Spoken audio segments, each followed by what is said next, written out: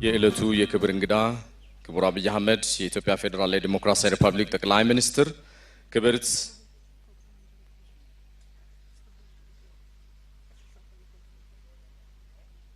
እንኳን ደህና መጡ እናመሰግናለን።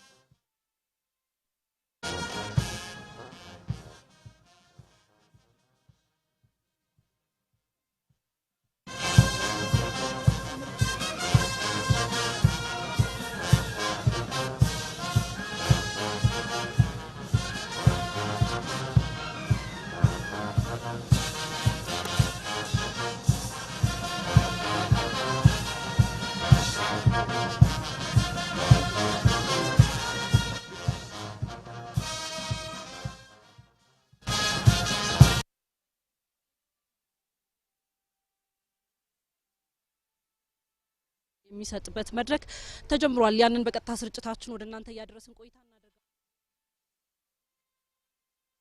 እንደሚታወቀው የሰሜኑን ጦርነት ለመቋጨት የተደረሰው የሰላም ስምምነት የፕሪቶሪያ የሰላም ስምምነት እጅጉን ውጤታማ ስለመሆኑ ይገለጻል። ከዛ በኋላም በተደጋጋሚ የተለያዩ የሰላም ስምምነቱን የሚያጸኑ ሂደቶችና ትግበራዎች ሲከወኑ ቆይቷል። ለዛም እውቅና የሚሰጥ መድረክ ነው ዛሬ በመካሄድ ላይ ያለው።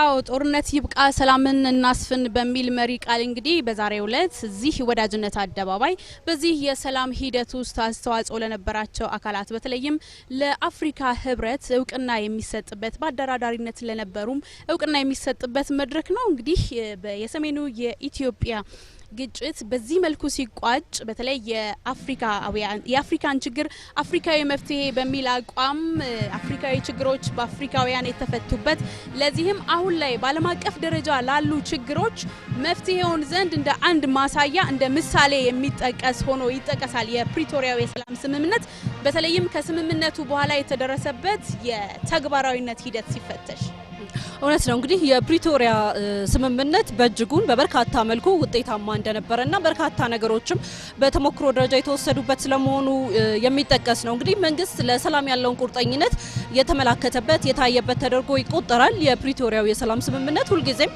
እንደ ቀዳሚ ተግባር ተደርጎ ሰላም ማስፈን፣ ሰላም ለልማቱ እንደሚጠቅም ይታወቃል። ሰላም ለአጠቃላይ የሰው ልጅም የራሱ የሆነ አስተዋጽኦ አለውና ሰላም የመጀመሪያው አድርጎ መንግስት ሲሰራ እንደቆየ ይታወቃልና የሰሜን ግጭቶች ከመከሰቱ ማስቀድሞ በመሃል ላይ የነበሩ ሂደቶች ሰላምን እንደ ሀገር ለማስፈን ረገድ ትልቅ አስተዋጽኦ የነበራቸው ነው። በኋላ ደግሞ ይህ የፕሪቶሪያው ስምምነት በእጅጉን በብዙ መልኩ የታለፈበት መንግስት ለሰላም ያለውን ቁርጠኝነት ያመላከተበት ያሳየበት ተደርጎ የሚቆጠር ነው። ከዛም ባሻገር እንግዲህ ስንመለከተው የሀገርን ሉዓላዊነት የግዛትን አንድነት አባቶች እናቶች ያሻገሩትን ሀገራዊ የሆነ የግዛት አንድነትና በህገ መንግስቱ መሰረት ብቻ መሰረት ያደረጉ ጥያቄዎች እንዲመለሱ የማድረግ ሂደቶችንም እንደዚሁ ፕሪቶሪያው ስምምነት ያንን ያመላከተ በር የከፈተ ስለመሆኑ ይነሳል። ቀደም ሲል መቅደስ ታነሹ ነበረ ከዚህ ከአፍሪካ ህብረት ጋር በተገናኘ ኢትዮጵያ ይታወቃል የአፍሪካ ህብረት መስራች ከሆኑ ሀገራት ውስጥ ናት። ለአፍሪካዊነት ትልቅ እሳቤ ያላት ቀደምት የሆነች ሀገር ናትና በዛ ረገድም ለአፍሪካዊነት ቦታ የሰጠች ችግሮች ሊከሰቱ ይችላሉ። ችግሮች ግን ሊፈቱ የሚችሉት በወዳጅ ሀገር በአንድነት ነው የሚለውን የሚያሳይና የሚያመላክት እና ለአፍሪካዊ መፍትሄዎች አፍሪካዊ መፍትሄዎችና ችግሮችን በዛ መልኩ መፍታት ይገባል የሚለውን የተመላከተበት ነው ማለት ነው። አዎ እንግዲህ በአፍሪካ ህብረት አደራዳሪነት ከኢትዮጵያ የሰሜኑ ግጭት ባሻገር ከዚህ ቀደም በተለያዩ የአፍሪካ ሀገራት የተከሰቱ ግጭቶች እልባት አግኝተዋል፣ የሰላም ስምምነቶች ተፈርመውባቸዋል። ነገር ግን በተለይ የተባበሩት መንግስታት ድርጅት በ2018 ያወጣው ሪፖርት እንደሚያሳየው አብዛኛው ዓለም ላይ ከተፈረሙ የሰላም ስምምነቶች ወደ 42% የሚሆነው አፍሪካ ውስጥ የተካሄዱ ናቸው። ነገር ግን ውጤታማ ሲሆኑ አይስተዋልም በሚል ይኸው ሪፖርት ይጠቅሳል። በምሳሌነት ሌሴቶ፣ ብሩንዲና ዲሞክራቲክ ሪፐብሊክ ኮንጎ ላይ የነበረውን የሰላም ስምምነት ተግባራዊ ያለመሆኑን ይጠቅሳል።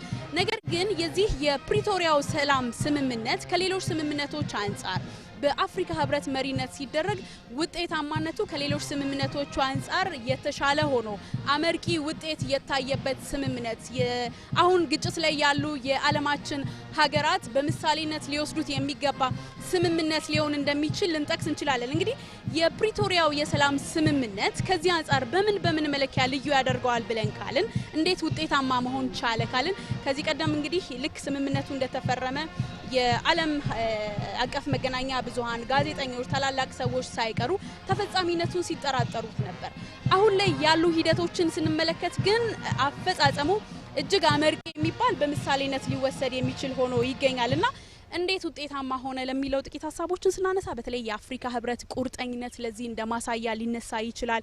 የአፍሪካ ህብረትን ቁርጠኝነት ከመነሻው ስናየው በተለይ ከዚህ ቀደም የህብረቱ በራሱ በዓለም አቀፍ መድረኮች ላይ የነበረው ተቀባይነት ተሰሚነት አሁን ላይ ከፍ እያለ መምጣት ይህን ጉዳይ በቁርጠኝነት እንዲይዘው እንደ አንድ ምክንያት ልናነሳው እንችላለን። ሁለተኛው ጉዳይ ደግሞ የአፍሪካን ጥቅም በዓለም መድረክ ለማስከበር የተቋቋመው የአጀንዳ 2063 ሳይለንሲንግ ዘገን የጦርነት ድምጽ የማይሰማባት አፍሪካን በመፍጠር ሂደት ውስጥ ያለውን ዓላማ ለማሳካት ኢትዮጵያ ላይ የተፈረመው የኢትዮጵያ የፕሪቶሪያ ስምምነት ተግባራዊ እንዲሆን የአፍሪካ ህብረት በቁርጠኝነት ይዞታል። ሁለቱ አካላትም ያሳዩት ቁርጠኝነት ተዋጊዎቹ አሳይተውት የነበረው ቁርጠኝነት ለሰላም በጠረጴዛ ዙሪያ ለመነጋገር የተነጋገሩትንም ተግባራዊ ለማድረግ የያዙት ቁርጠኝነት ይህ ተፈጻሚ እንዲሆንና ማሳያ መሆን እንዲችል አድርጓል። መልካም እንግዲህ ይህ የፕሪቶሪያው ስምምነት በተለያየ መልኩ ከዛ በኋላም በኬንያ በናይሮቢ በመቀሌ በሐላላ ኬላ በበርካታ ሂደቶች ውስጥ አልፏል። ትልቅ የሆኑ ፋይዳዎችን እንደ ሀገር አምጥቷል። በኢኮኖሚው በዲፕሎማሲው በሌሎች ማህበረሰብ ለማህበረሰብ ግንኙነትን ብንመለከት የፕሪቶሪያው ስምምነት ትልቅ የሆነ ውጤት የመጣበት ስለመሆኑ ይነሳል። ከትግበራ አኳያ የተነሱ በርካታ ሀሳቦች አሉ። ምናልባትም ጊዜ ካለን ወደ ኋላ ላይ ሰፋ ያሉ ሀሳቦችን እያሻገርን እንቆያለን። የተወዳጁ ተመልካቾቻችን አሁን ከዚህ ከወዳጅነት አደባባይ ወደ እናንተ በቀጥታ ስርጭት እየደረሰ ያለውን የእውቅናና የምስጋና ፕሮግራም እንድትከታተሉ እንጋብዛለን። አብራችሁን ሆኖ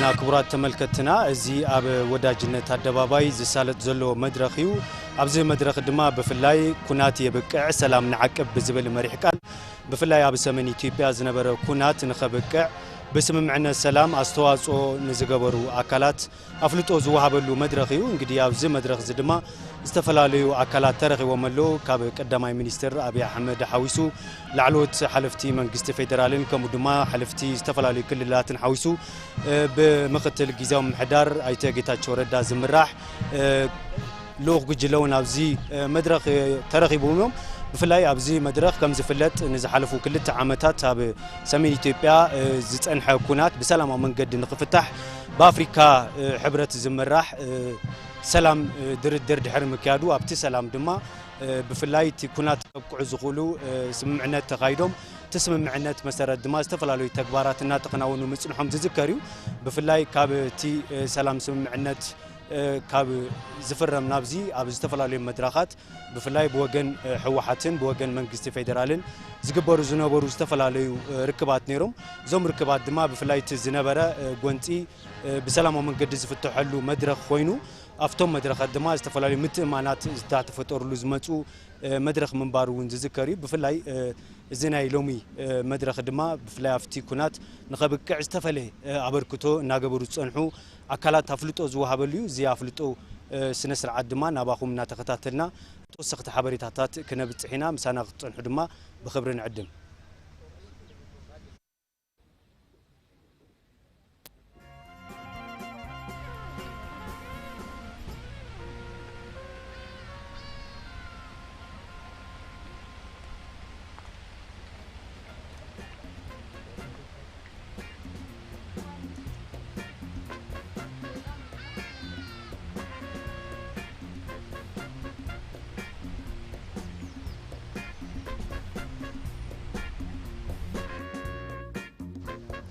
kabajamtoota daawwattoota keenya kan daawwataa jirtan corporation broadcasting Ethiopia tamsaasa kallatti as addabaabay michoomaarraati tamsaasa kallattiitiin kan sibragaa jiru egaa waraana kaaba biyyattii hordofee biyya keenya keessatti biyyi keenya onkololeessa 23 bara 2013 irraa jalqabee adda bilisa baasaa uummata Tigraay fi mootummaa federaalaa gidduutti gaa wal dhabdeen erga uumamee booddee biyyattii keessatti waraanni waggaa lama oliitiif gaggeeffamaa turuun isaanii yaadatama kunis immoo gaa rakkoo garagaraa erga qaqqabsiisee biyyattii keessatti gaagaamni garagaraa erga qaqqabee booddee yeroo ammaa kana waliigaltee Pretoria Afrikaa kibbaatti mallatteeffame akkasumas immoo waliigaltee Kenya Nairoobiitti mallatteeffame hordofee gaa qaamoleen garagaraa keessatti fudhachuudhaan waraana kaaba biyyattiitti mudatee ture gara xumuraarratti waliigalteen nageenyaa mallatteeffamuun isaanii yaadatama jechuudha.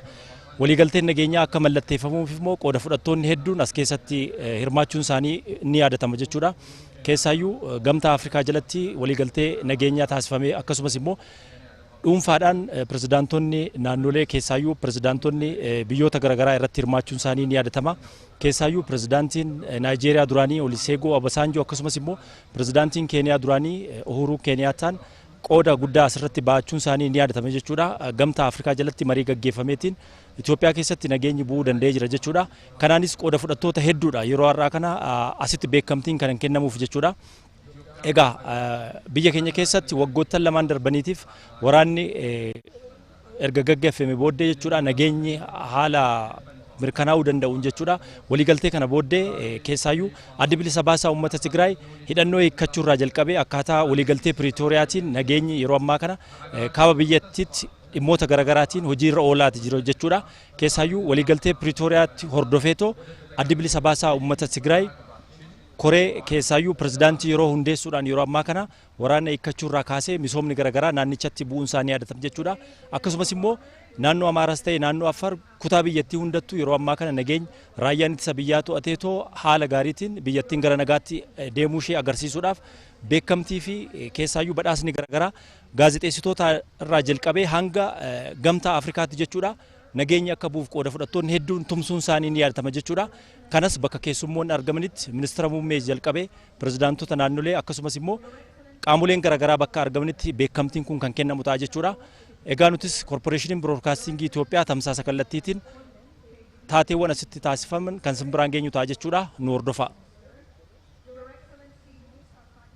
Chair of the African Union Commission, Your Excellency Olusegun Obasanjo, AU High Representative for the Horn of Africa and former President of the Federal Republic of Nigeria, Your Excellency Uhuru Kenyatta, member of the AU High-Level Panel and former President of the Republic of Kenya, Your Excellency Pumzile Mlambo Uka, member of the AU High-Level Panel, Your Excellency Dr. Naledi Pandor, Minister of International Relations and Cooperation of the Republic of South Africa, Excellencies Presidents of regional states, Honorable Ministers, distinguished members of the Diplomatic Corps, representatives of institutions, invited guests, ladies and gentlemen.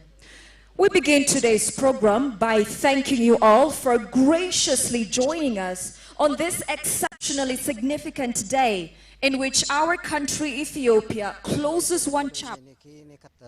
السلام عليكم ورحمة الله وبركاته. نكار حكوية ويكادو لقيت إنما إتشبه ريبوبليكي دولتك إتشبه كاكلبتي درافلي سجيني عن حربي سلام ستنجيلي مرة أنت من دقيقة تكنيه وستنجي كادو إتشبه أفريقيا حاجدة أفريقيا التم يمرعه أباك تميته أنت محلكي أفريقيا كادو ملاك مثلية كيني عن سلام ستنجي كوتكا إتشبه لا سلام معناها سلام جيت من دقيقة تكنكم السلام فوحفنا دقويسانا كي كادو السلامة محلتنا مكادو دهنكيه باروه أداكيه مكادو أفريقيا أولايتيه أمر دقل لي حنين حوار حلقة ما كلي سأكون هرسي ملك دكتور بي أحمداي أفريقيا إنكينو هجلكان هرسي على جفتا موسى فك محمداي كله كادو برابرس لأفريقيا سعولتيكي أفح قدام ملوكتي ديني سعولتيكي ركاكاي مروحتي إنكي دقيت انتهاي تقدر ركاكاي كادو اللي سوقا دينتو مراحي كادو إنكي اللي جيت مهين قد كنيه تكل يحون وأنا هنا حوكادو فوحة فنهتك وتاتنتنا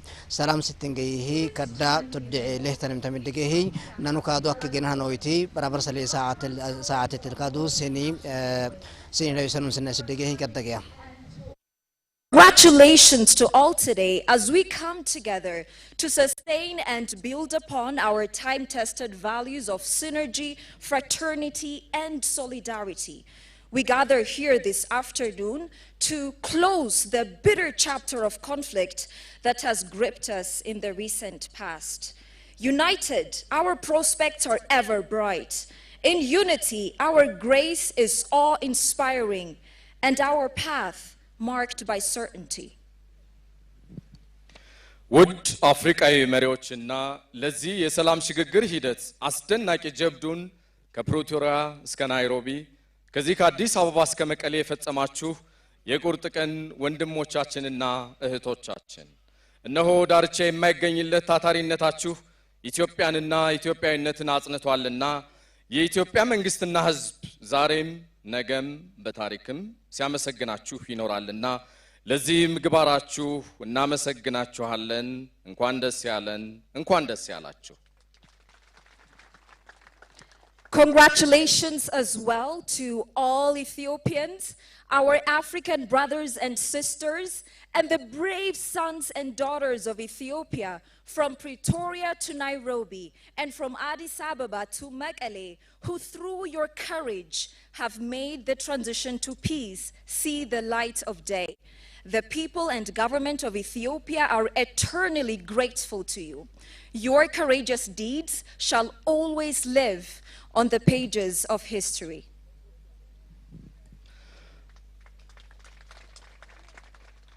ሙሉ መርሃ ግብራችን የምንጀምረው በነበረው አስከፊ ጦርነት ሕይወታቸውን ላጡ ወገኖቻችን የአንድ ደቂቃ የህሊና ጸሎት በማድረግ ይሆናል።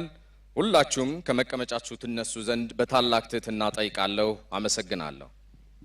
As we begin today's program, let us first stand up from our seats to observe a minute of silence to remember and to honor the lives of the dear sons and daughters of Ethiopia who lost their lives to the war. The minute begins now.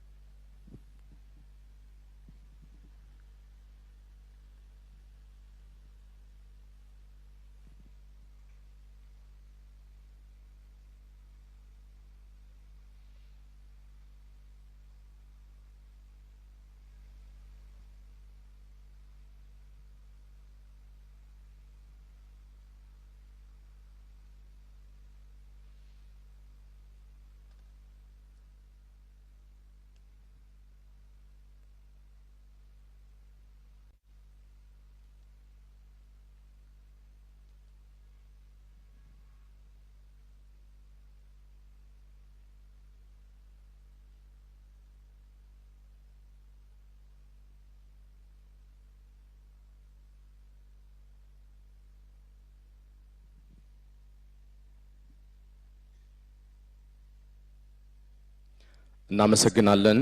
ወደ ቦታችሁ ተመለሱልን። We thank you very much. Please be seated.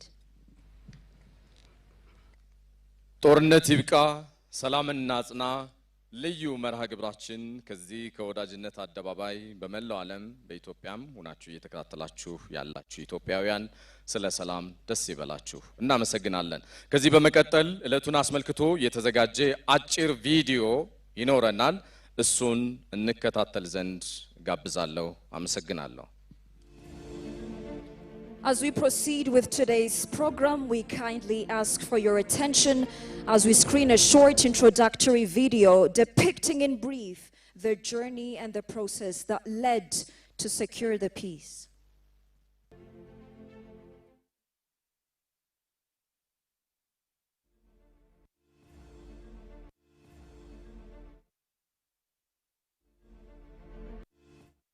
በተደጋጋሚ ሞክረዋል። ውጤቱ ግን ያለሙት ሳይሆን መከፋፈል፣ መገዳደል፣ መዳከም ነው።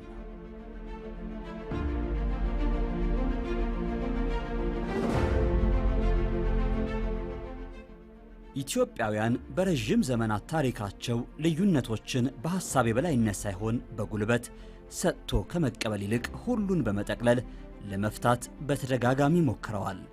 ውጤቱ ግን ያለሙት ሳይሆን መከፋፈል፣ መገዳደል፣ መዳከምና ሀገራዊ ድህነት ሆኗል። ይህ የመጠፋፋት አዙሪት ሊያበቃ ይገባል የሚል ድምጽ የዛሬ 5 ዓመት በኢትዮጵያ ተስተጋባ። ኢትዮጵያ የሁላችን ሀገር የሁላችን ቤት ናት። በአንድ ሀገር ውስጥ የሐሳብ ልዩነት ይኖራል። የሐሳብ ልዩነት እርግማን አይደለም። ልዩነት እንዳለ ሆኖ መደማመጥና በመርህ ላይ ተመስርተን መግባባት ስንችል የሐሳብ ልዩነት በረከት ይዞልን ይመጣል። ያኔ የወንድማማችነትና የትብብር መንፈስ በአራቱም የኢትዮጵያ አቅጣጫ ጎላ ብሎ ተሰማ። ሁሉም ከትናንት የተሻለች ኢትዮጵያን መናፈቅ ጀመረ። ኢትዮጵያም በተስፋ መንገድ መጓዝ ቀጠለች።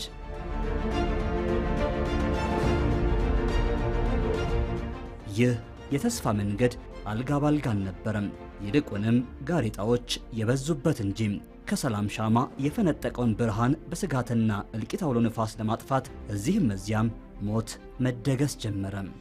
የኢትዮጵያ ሕዝብ ማስተዋል ያለበት ነገር ወንድም ወንድሙን ገሎ አያሸንፍም፣ ወንድም ወንድሙን ገፍቶ አያሸንፍም። ተቃቅፈን ተባብረን መሸናነፍ ካለን በሐሳብና በሐሳብ ብቻ እንዲሆን የበኩሉ እንዲያደርግ ጥሪ ማቅረብ እፈልጋለሁ። ሀገራዊ ለውጡን የሚመራው መንግስት ገና በ2 ዓመት ቆይታው በመቶዎች የሚቆጠሩ ግጭቶችን ለማርገብ ተገደደ። ባለፉት 2 ዓመት ተኩል ዋና የሚባሉ የሰው ህይወት የቀጠፉ ንብረት ያወደሙ የመንግስትን ትኩረት የሳቡ 113 ግጭቶች ነበሩ። ምን ማለት ነው? በእያንዳንዱ ሳምንት የጦርነት ድግስ ነበር።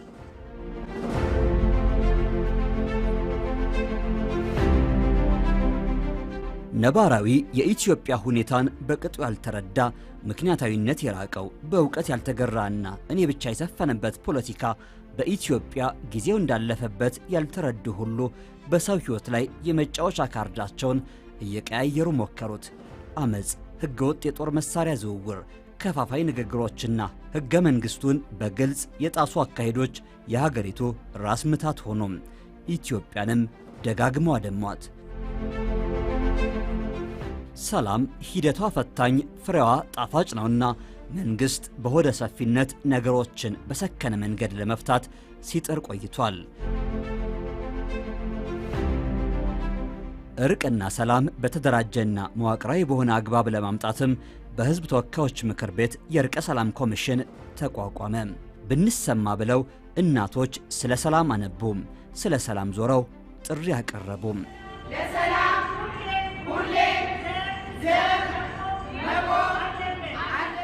የሃይማኖት አባቶችና የሀገር ሽማግሌዎችም የሰላም መልእክት ይዘው የቻሉትን ሁሉ ጥረት አደረጉም። ለሰላምና ለብሔራዊ አንድነት ከምን ጊዜ ይበልጥ ቆርጠው እንዲነሱ በትህትና እናሳስባለን። መንግስት በአንድ በኩል ህዝቡ የናፈቀውን ልማት ለማምጣት እየጣረ በሌላ በኩል ደግሞ ሀገሪቱ ወደ ደም አፋሳሽ ጦርነት እንዳትገባ በወደ ሰፊነት ችግሮቹን ለመፍታት መጣሩን ቀጠለም። ጦርነት አይጠቅምም፣ አሸናፊ አያደርግም። አሸናፊ ወደሚያደርግ መንገድ እንሂድ፣ ወጣቱን አናስጨርስ።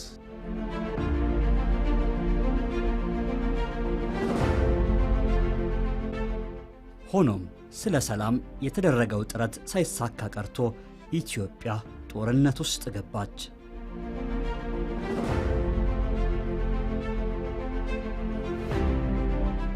በጦርነቱ ሚሊዮኖች እርዳታ ጠባቂ ሆኑም፣ በርካቶች ሕይወታቸውን አጡም፣ ታዳጊዎች በመማሪያ ዕድሜያቸው ተገደው ተዋጊ ሆኑም። ውጊያው በቃ ኃይለኛ ነው። በቃ በስንት እየተረፍን ነው የወጣ ነው። ለጀመከታይ ለዚህ ቆጠበኩ። ሰላምን አብዝቶ ለፈለጋት ሁሌም ትርፍ ስላላት ሰላም ቢመጣ በሚል መንግስት ያለ ቅድመ ሁኔታ በጦርነት ውስጥ ሆኖም ችግሩን በሰላማዊ መልኩ ለመፍታት ዝግጁ መሆኑን ደጋግሞ አስታወቀ። ሂደቱን ቢያግዝ ብሎም የተቻለውን ሁሉ አደረገ። የተናጠል የተኩስ አቁም ከማድረግ ሻገር ብሎም ከጦርነቱ መቀስቀስ ጋር ተያይዞ የታሰሩ እስረኞችን ለቀቀ። እኛ ባለን አቋም ኢትዮጵያ ላይ ግልጽ አደጋ፣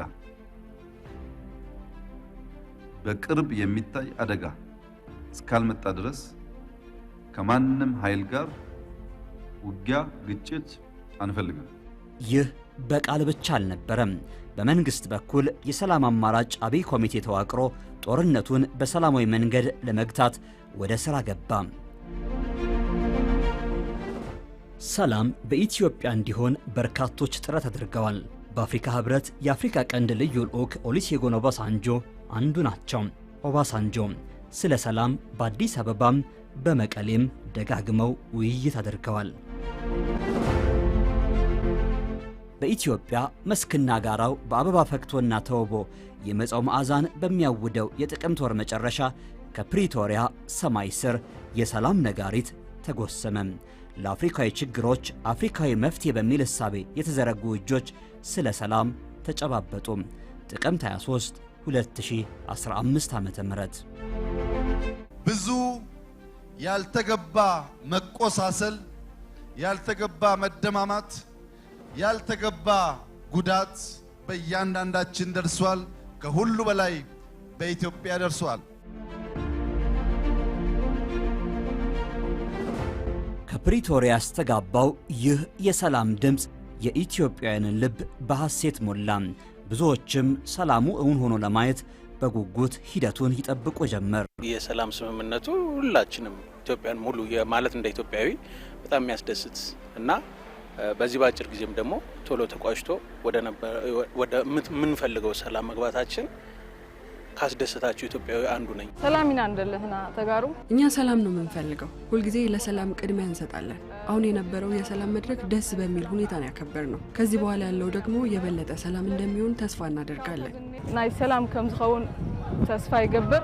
በሰላም ስምምነቱ በተቀመጠው አግባብ መሰረት ሂደቱን ለማጽናት የኢትዮጵያ መንግስትና የህወሓት ወታደራዊ አዛዦች በሰላም ሂደቱ አተገባበር ላይ በኬንያ ናይሮቢ ከአንዴም ሁለት ጊዜ ተገናኝተው መከሩ።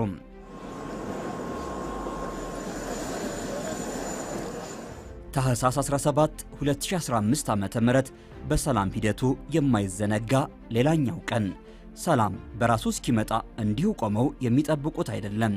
አብልጠው የሚናፍቁት አብዝተው የሚጠጉት ነውና በዚህ ዕለት በህዝብ ተወካዮች ምክር ቤት አፈ ጉባኤ የተመራ ከፍተኛ የመንግስት የልዑካን ቡድን ወደ መቀሌ ያቀና።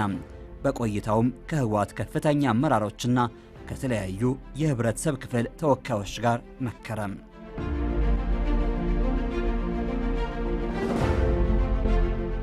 ለህብረተሰቡ ጥያቄ መልስ መሰረቱ ሰላም ነበርና መንግስት ሳይውል ሳያድር ተራ በተራ የህብረተሰቡን ችግሮች መፍታት ጀመረ። አስቀድሞም የኢትዮጵያ አየር መንገድ ወደ መቀሌ በረራውን ጀመረ።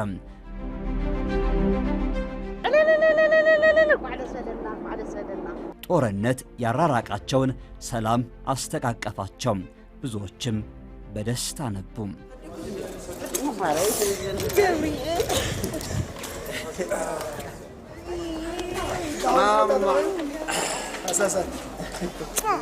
ይሄን ልጄ ራሱ 1 ዓመት ተኩል ነው የተወኩት። አሁን ግን ያው 3 ዓመት ከምናምን ሆኖታል ማለት ነው እና በጣም ነው ደስ ያለኝ። ሕክምና፣ ቴሌኮም፣ መብራት፣ ባንክና ሌሎች መሰረታዊ አገልግሎቶችም ተከታትለው ወደ ህብረተሰቡ ደረሱም። የገበታ ለሀገሩ ሐላላ ኬላ በሰላም ሂደቱ ሌላው የማይረሳ ስፍራ። ጠቅላይ ሚኒስትር አብይ አህመድ ከፌዴራል መንግስትና ከህወሓት የሰላም ስምምነት ኮሚቴ አባላት ጋር በዚያ ለመጀመሪያ ጊዜ በአካል ተገናኝተው መክረዋል። ይህም ሂደቱን ይበልጥ ፍሬያማ አድርጎታል። የህዝብ ተወካዮች ምክር ቤትም ህወሓትን ከአሸባሪነት ዝርዝር ስሙ እንዲፋቅ አድርጓል። ህወሓትን ከአሸባሪነት ስያሜ ለማንሳት የቀረበው የውሳኔ ሐሳብ በአብላጫ ድምፅ ጸድቋል። መንግስት አሁን በጦርነቱ የወደሙ አካባቢዎችን መልሶ ለመገንባት በራሱ አቅምና ከዓለም አቀፉ ማህበረሰብ ጋር ተባብሮ እየሰራ ነው። ተጠያቂነት፣ እርቅና ፍትህን ለማስፈንም ብሔራዊ የሽግግር ፍትህ ፖሊሲ ወደ ሥራ ለማስገባት ከሚመለከታቸው አካላት ጋር እየመከረ ነው። ሰላም በብዙ ብትፈተንም በሁሉም አቅጣጫ ብትዋከብም የጸናች ነች። ሰላምን ያዘም ከውስጥም ከውጭም ቢገፋ ሁሌም አሸናፊ ነው። ባለፉት ዓመታት መንግስት ይህንን በተግባር አሳይቷል። በሰላም ውስጥ ሁሌም ተስፋ አለና ትናንት በጦርነት ውስጥ የቆዩ ሁሉ ዛሬ በእፎይታ ውስጥ ሆነው የተሻለ ነገን እየናፈቁ ናቸው። ትናንት በጦርነት የነበሩ አካባቢዎችም አሁን ወደ ልማት እየገቡ ናቸው። አንድም ሰው ጦርነት ገብቶ ጊዜው እንዲሰዋ ህይወቱ እንዲሰዋ የሚፈልግበት ምክንያት የለም። ሰላም ማለት ለኔ ላንተ ለምቻለ ለምድሪቷ ራሷ ተፈጥሮ ራሱ ሰላም ይፈልጋል። አሁን በኢትዮጵያ ጦርነት የለም። ጦርነት አብቅቶ ሰላም እንዲመጣ ያበረከቱትን ሁሉም ሀገር ታመሰግናለች። ይህ ሰላም በምንም እንዳይናወጥ ኢትዮጵያ ለሁሉም አንድ መልእክት አላት። ጦርነት ይብቃ፣ ሰላምን እናጽና። በጋራ የቆማችሁበትን ወይንም የቆምንበትን ዓላማ ዳር ለማድረስ ከጫፍ እስከ ጫፍ ለምትገኙ ሁሉ ጥሪዋን በክብር ታስተላልፋለች። ጦርነት ይብቃ፣ ሰላምን እናጽና። To all attending this program in the country and those abroad watching the live transmission, we make a clarion call in the strongest of terms: uphold the values of peace and make peace reign supreme in Ethiopia. Once again, enough with war. Let's sustain peace.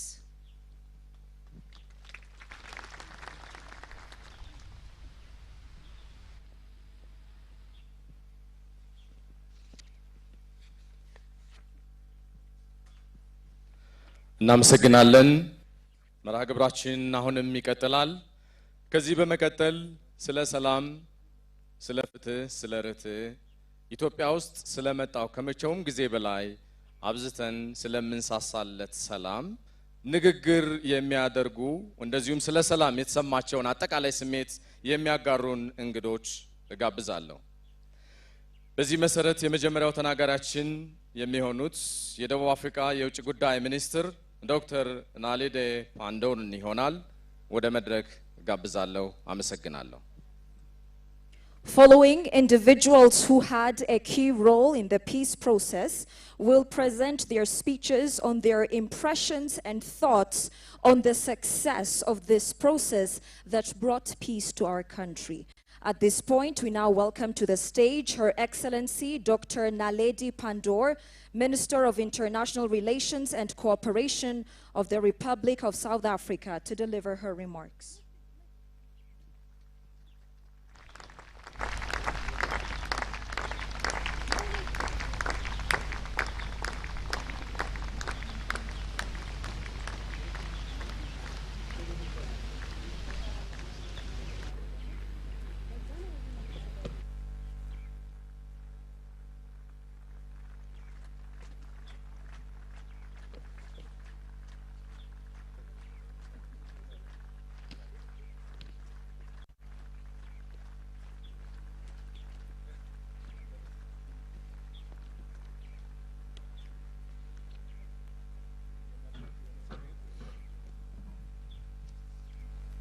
Thank you very much to the program directors. I don't know who idea it was to place the podium here. The setting for the event is absolutely splendid, but the podium is very far away. Allow me to begin, and you saw in the video I was wearing exactly the same dress when the peace agreement was signed. I do have more dresses, but this is my peace dress. Your Excellency, Prime Minister Abiy Ahmed, Your Excellencies, President Obasanjo and President Kenyatta, Your Excellency, Deputy President Phumzile Mlambo Ngcuka, our key host this afternoon, Deputy Prime Minister Mekonnen and Minister of Foreign Affairs of the Federal Democratic Republic of Ethiopia, all distinguished guests, ladies and gentlemen, I associate myself with the protocol that was read out so ably by the program directors earlier this afternoon. I wish to begin by expressing my deepest appreciation for the warm welcome and courtesies that I have received from all the people of Ethiopia since we arrived in this beautiful city of flowers, Addis Ababa. I can confidently say that all of us from South Africa feel most at home here in your beautiful country. I wish to again express our sincere gratitude to you, my dear brother, Minister Mekonnen, as well as the government of Ethiopia, for inviting South Africa to be part of this august occasion. And I bring warm greetings from His Excellency President Cyril Ramaphosa and his government, as well as the people of South Africa on this day. Deputy Prime Minister, and Excellencies, given our experience of oppression and then freedom, as South Africa, we boldly shaped a foreign policy which we anchored firmly in the pursuit for peace, stability, and shared prosperity, not just in South Africa, but on the African continent. I find it extremely encouraging and fitting that we gather here today to celebrate the success of Africa's own peace initiative.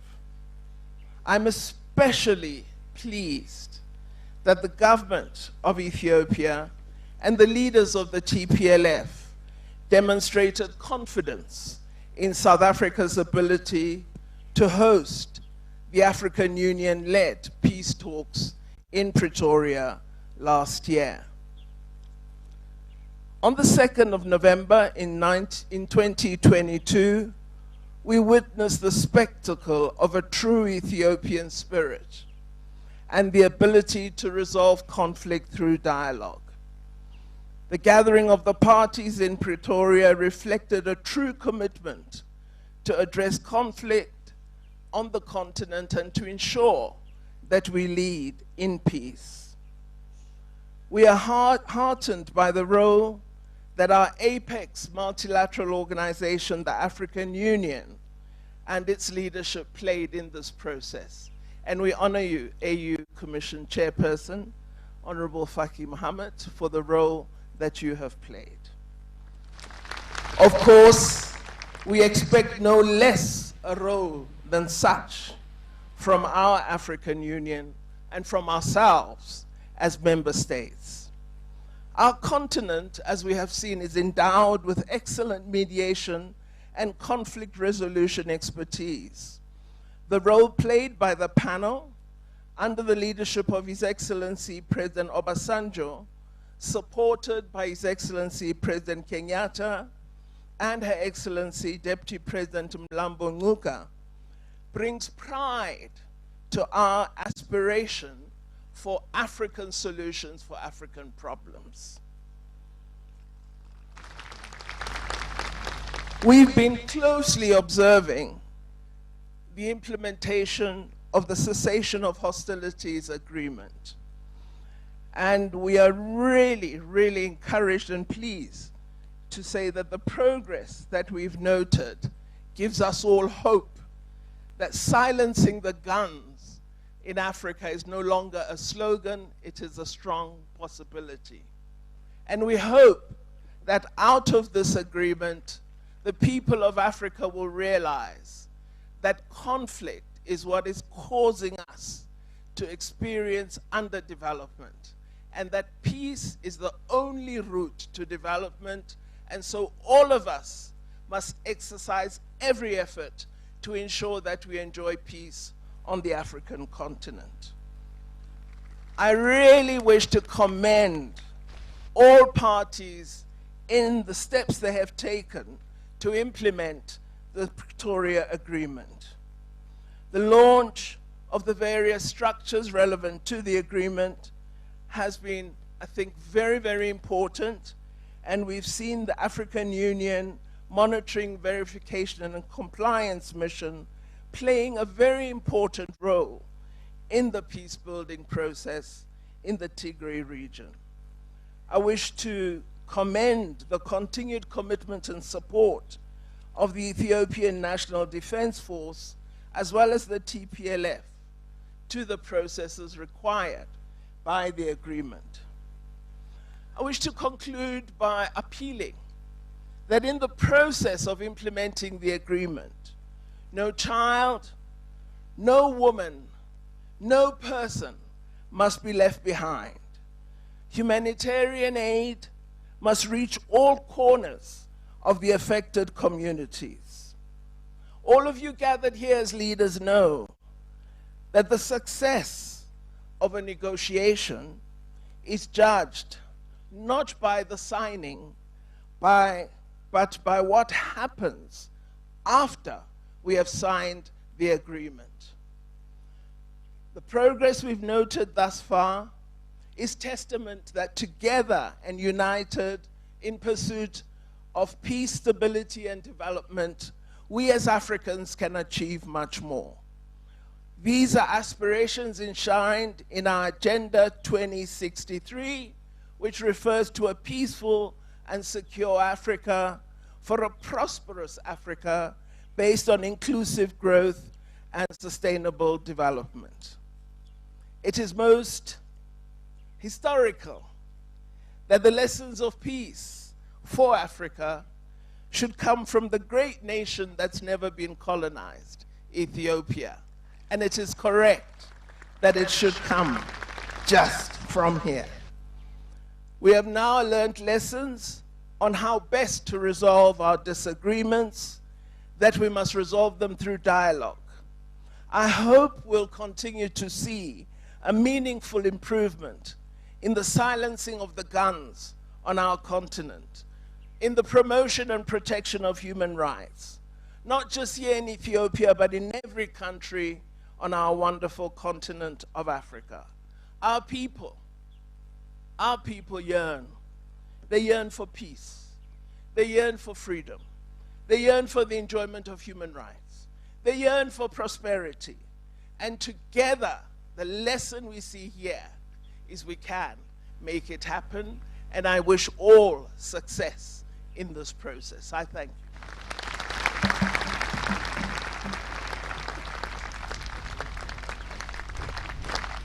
እጅግ አድርገን እናመሰግናለን። የደቡብ አፍሪካ የውጭ ጉዳይ ሚኒስትር ዶክተር ናሌዲ ፓንዶር።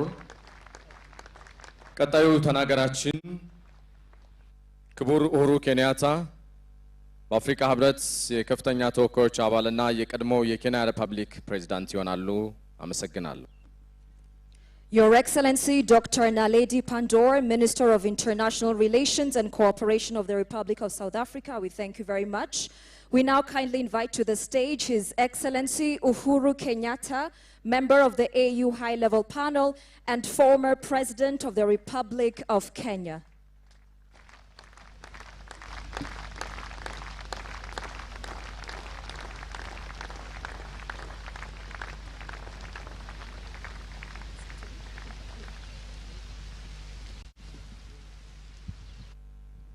Your Excellency, Prime Minister Abiy Ahmed, Prime Minister of the Federal Republic of Ethiopia, and a dear brother, Your Excellency the First Lady, Your Excellency Musa Faki Mohammed, Chairperson of the African Union, all protocols observed. Let me agree with Minister Pando. This is a long walk from where we were sitting. We should have been closer. But I can promise you it's a far shorter walk than what Prime Minister Abiy makes us do when he's taking us around the projects around the country. So thank God that it's here.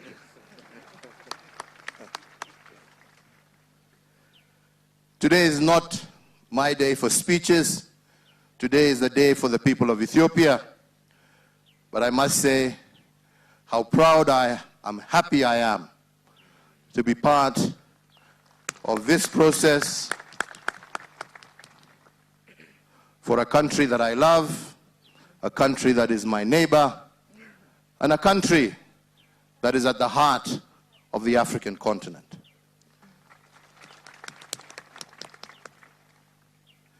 It has been a long journey, and mine today is to take this opportunity to congratulate you, Mr. Prime Minister, to congratulate the difference that you led, to congratulate the people of Tigray and the people who joined together with us, to congratulate IGAD, to congratulate all partners who have been part of this journey that has seen this day become a reality where war has now turned to peace.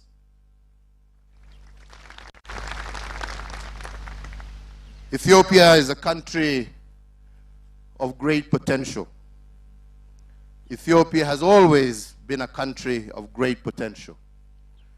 Ethiopia is a country that has led the way to showing the African continent how different nationalities and communities can live peacefully together under one flag. So as we see today, you have once again chosen to take that lead, to show that our differences, be they ethnic, be they religious, are nothing in comparison to the unity that we may have that can lead not only Ethiopia, but Africa to prosperity.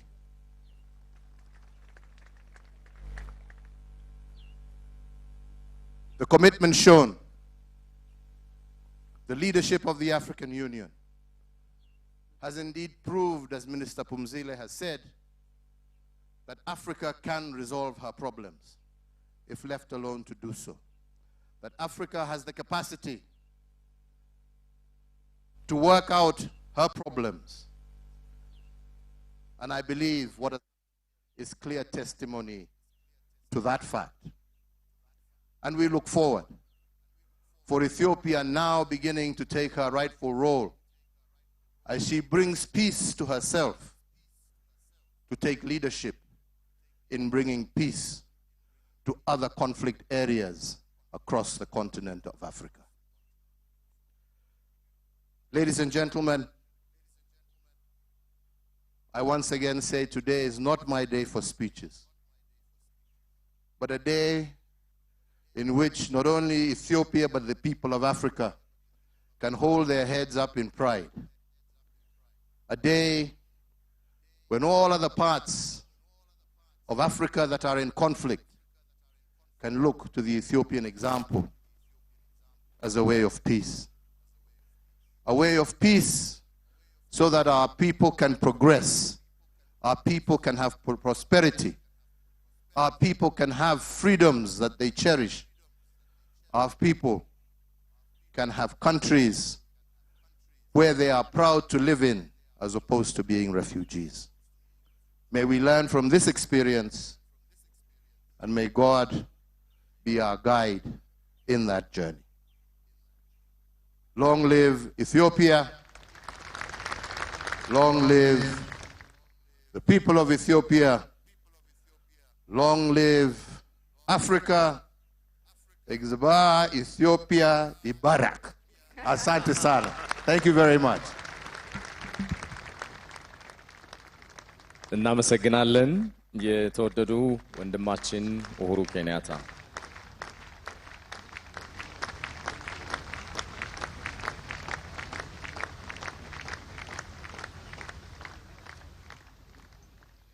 ቀጣዩ ተናገራችን ክቡር ኦሉሴጉን ኦባሳንጆ በአፍሪካ ህብረት የአፍሪካ ቀንድ ከፍተኛ ተወካይና የቀድሞው የናይጄሪያ ፕሬዝዳንት ይሆናሉ። አመሰግናለሁ። Mheshimiwa Uhuru Kenyatta, tunashukuru sana. Excellencies, ladies and gentlemen, at this point, join us now in welcoming to the stage His Excellency Olusegun Obasanjo, AU High Representative for the Horn of Africa and former President of the Republic of Nigeria.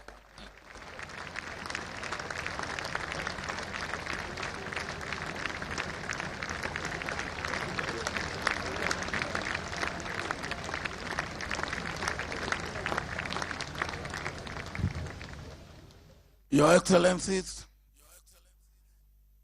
if the distance is long, we can cut it short by running.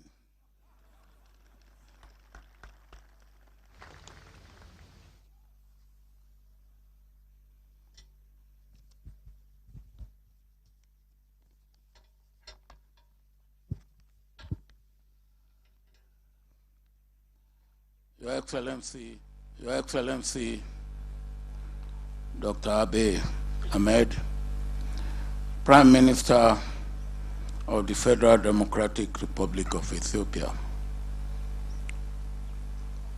Excellencies, my dear brother, former President Uhuru Kenyatta, and my dear sister, former Deputy President Dr. Nsule Nkunka. Your Excellency, Deputy Prime Minister and Foreign Minister of the Federal Democratic Republic of Ethiopia, Temeke Mekone.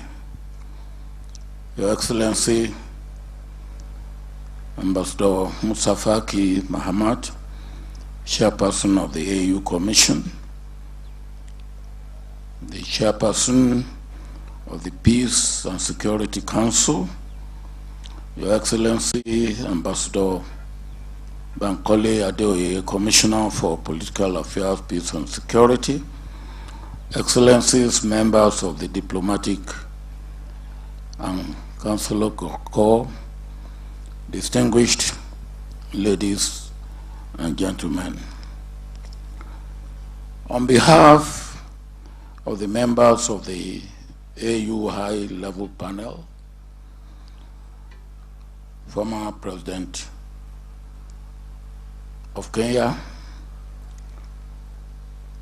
His Excellency Uhuru Kenyatta,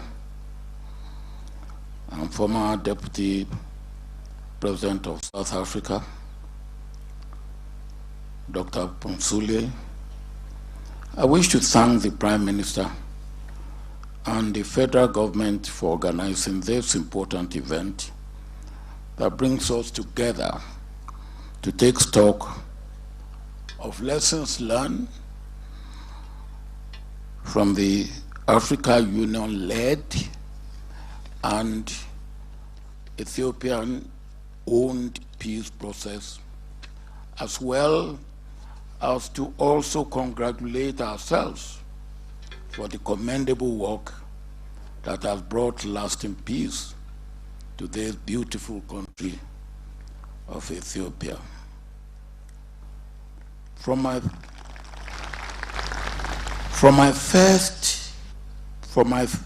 very first engagement on this task in 2021, and even in the darkest moments, I remain hopeful that together we will reach the day when the guns will be silenced and peace will return. Much of the success in the peace process is owed to the leadership of His Excellency Dr. Abe for his steadfastness and the bold steps he took in the interest of peace. We really commend your effort, Mr. Prime Minister. Of course, we cannot fail to mention the bravery too of the leadership of the TPLF. Peace is always a collaborative process to be achieved and to be sustained. There's a famous saying, success has many parents, while failure is an orphan. And the success of the Ethiopian peace process owes a debt of gratitude to many others, whom I would like to acknowledge. First, I would like to thank the chairperson of the AU Commission, Musa Faki Mohammed, for entrusting me with this enormous and extremely important task as High Representative for the Horn, and for bringing on board my brother, former President Uhuru Kenyatta, and my sister, former Deputy President Dr. Pomsule, as members of the high-level panel. I applaud the commitment of the AU Commission Department of Political Affairs, Peace and Security, under the leadership of Commissioner Bankole Adeoye and his team of committed officers who worked tirelessly to support us. I express my gratitude to the observers and broader international community for their facilitation and support of the process, political, technical, logistical, and financial. I would like to make a special note of thanks to the government and people of South Africa for hosting the peace talks, as well as to the government and people of Kenya for hosting the Nairobi 1 and Nairobi 2 follow-up processes. The diplomatic and political support of the Peace and Security Council cannot be neglected or ignored. Excellencies, since the deployment of the monitoring, verification, and compliance mechanism to monitor the implementation of the cessation of hostility agreement, we have continued to register positive gains in the field, thanks to the goodwill of the parties and the broader population. It is imperative that we continue to provide the necessary support for the monitoring, verification, and compliance mechanism in order to harness the gains and maintain momentum.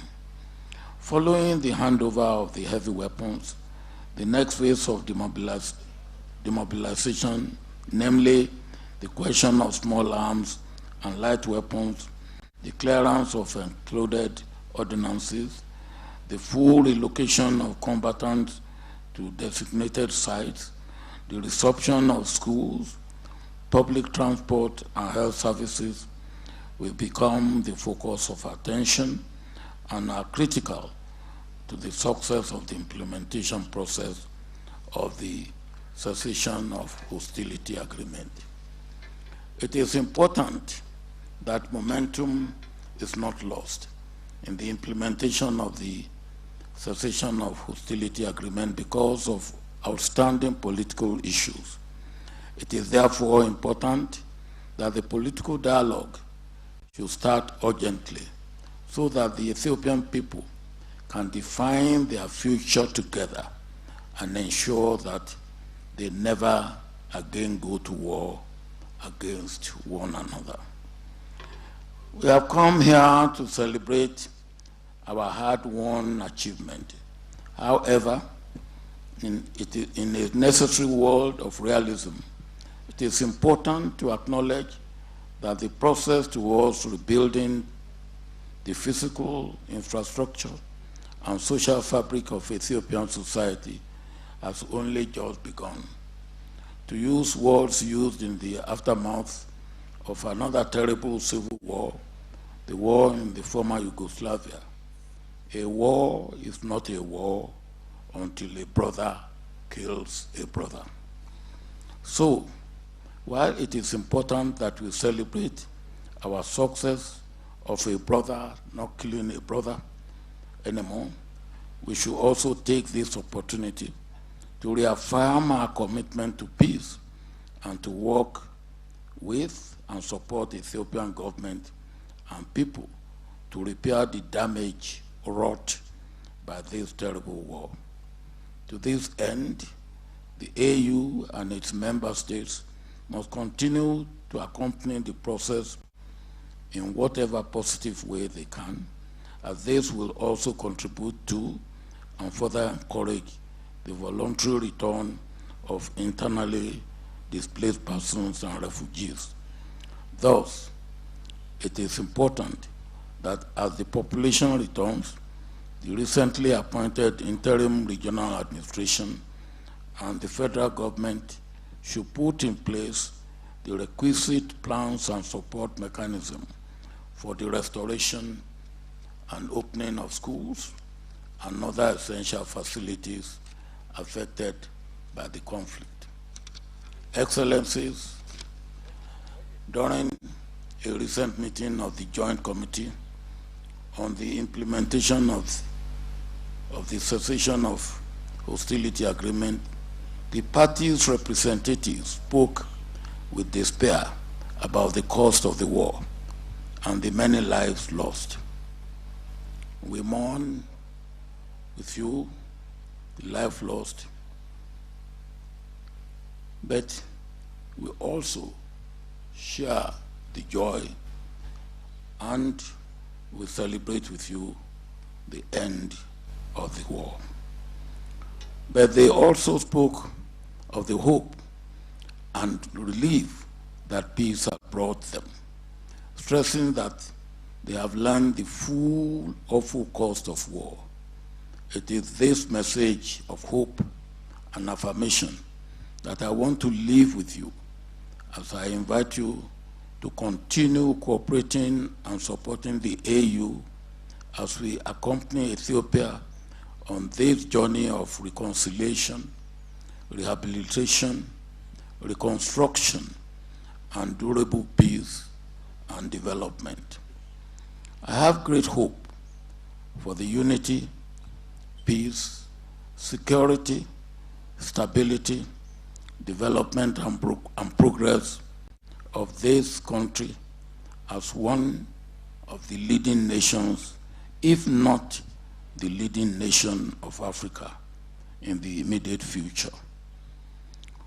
You have what it takes to be in that position.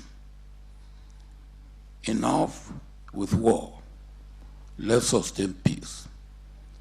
In this case, we must treat peace like we treat love, not to be taken for granted. Peace must always be massaged. I thank you for listening.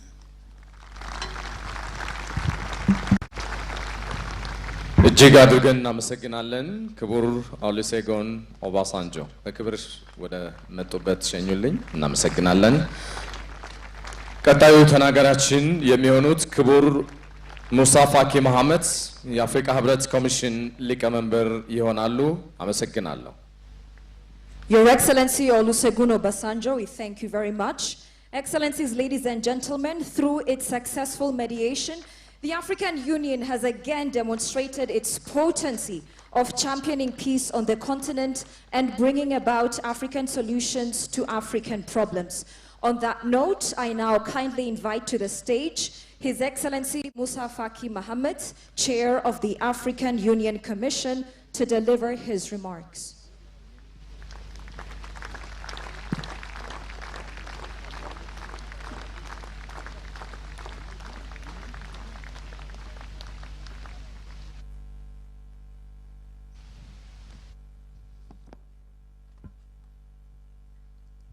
Your Excellency Dr. Abiy Ahmed, Prime Minister of the Federal Democratic Republic of Ethiopia, Excellency the Speaker, Your Excellency Demeke Makonnen,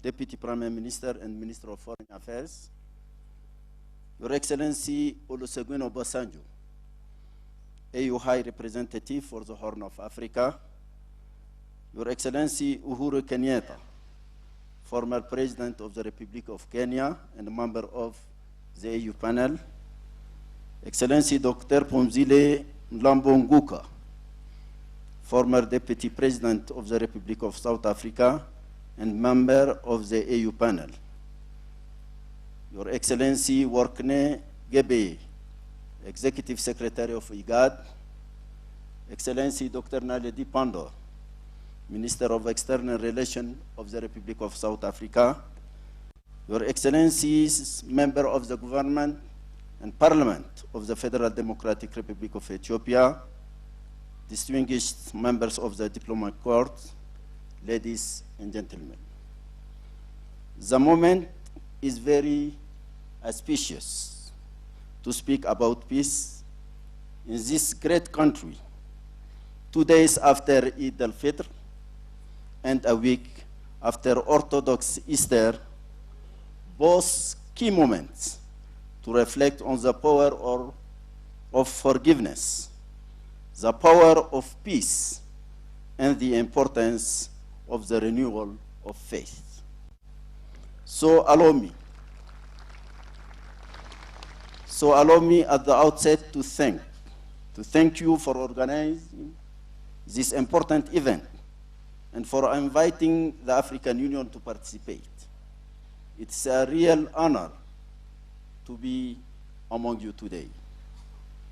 Today is about peace, what Ethiopia has experienced to find it, and what we all owe it, which is life itself, but also the dignity it gives to man. And I believe that the lessons and experience of Ethiopia apply far beyond its borders. And that is what I would like to touch on briefly with you today. Both the lessons given to us by conflict and those of its resolution. The African Union is honored to have been part of this extraordinary journey of resolution and peace building that we have achieved. Let me thank you most sincerely for the confidence you showed in the African Union, and in so doing, your deep conviction to the principle of finding home-ground African solutions to Africans' problems. Indeed, it is the duty and the responsibility of the African Union to support member states, silence the guns, and resolve conflict through dialogue and compromise. This duty becomes even more crucial, indeed a moral obligation, as it relates to Ethiopia, a country without which the organization that I have the honor to lead today would never have been established. But today my job is very simple, because the job is almost done. And it is to sincerely commend the strong leadership and the courage shown by the federal government under the able leadership of Prime Minister Dr. Abiy Ahmed and his brothers from Tigray region for their common decision to silence the guns in favor of peace and national reconciliation. I also wish to recognize the eminent members of the AU panel, former President of Kenya, Uhuru Kenyatta, and Dr. Phumzile Mlambo-Nguka, former Deputy President of South Africa, led by His Excellency President Olusegun Obasanjo, AU High Representative for the Horn of Africa. All of them are present here today. Thank you very much. I cannot thank them enough for their commitment and hard work and support of the parties during the talks and the implementation of the agreement. And here let me also express my deep appreciation to the Republic of South Africa under the leadership of President Cyril Ramaphosa for accepting to host the talks. I also wish to commend the regional body IGAD, the United Nations, and the government of the United States of America for their active support as observers to this process.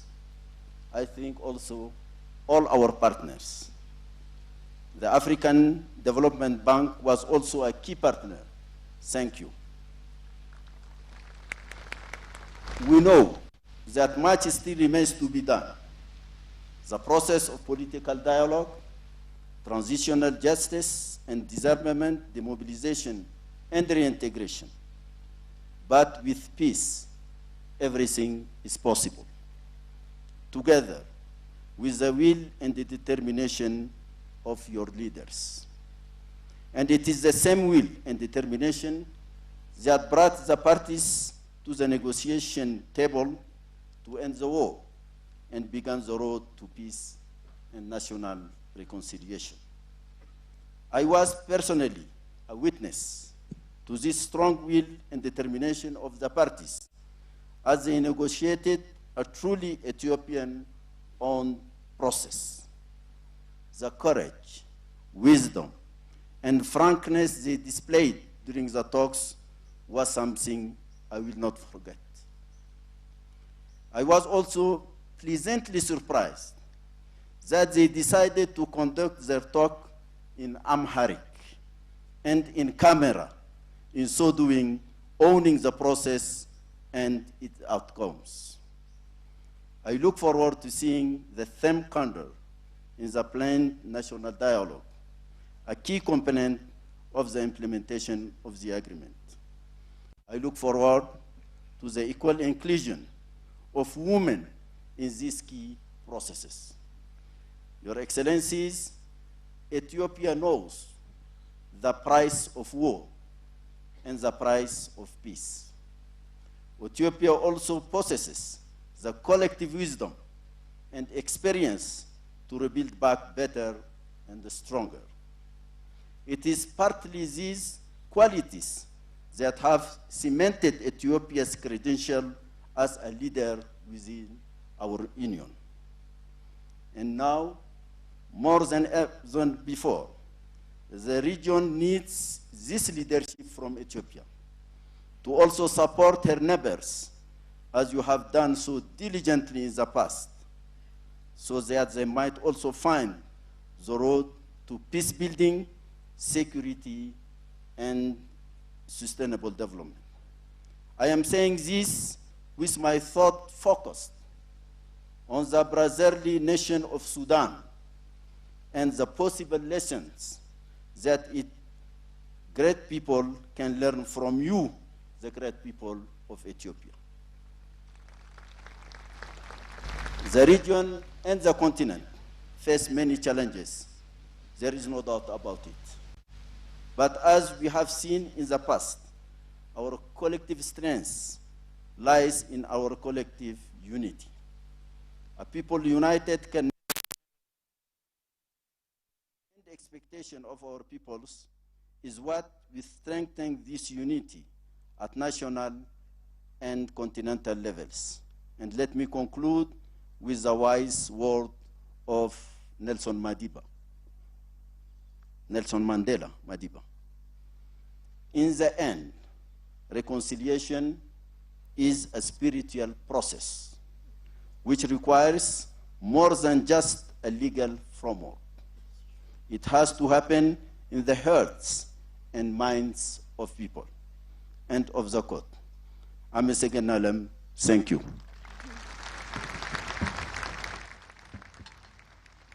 እጅግ አድርገን እናመሰግናለን። የተከበሩ ሙስጠፋ ኪ መሐመድ የአፍሪካ ህብረት ኮሚሽን ሊቀመንበር በክብር ወደ መጡበት ሸኙልን።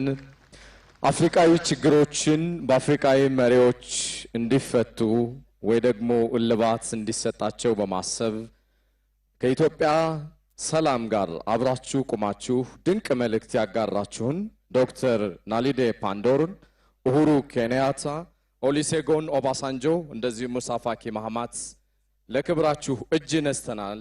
እናመሰግናለን። አክብሩልን።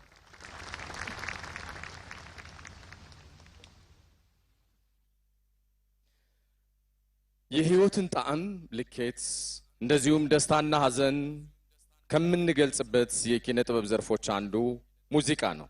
እናም ኢትዮጵያ በቅርቡ ያሳለፈችውን አስከፊ የሰቆቃ ጊዜና የመጻኤዋን ብሩህ ዕድል ፈንታዋን እንደዚሁም የፍካት ዘመን የሚያስቃኘን ቀጣዩ ሙዚቃዊ ድራማ ተከታተሉ ዘንድ ጋብዛለሁ።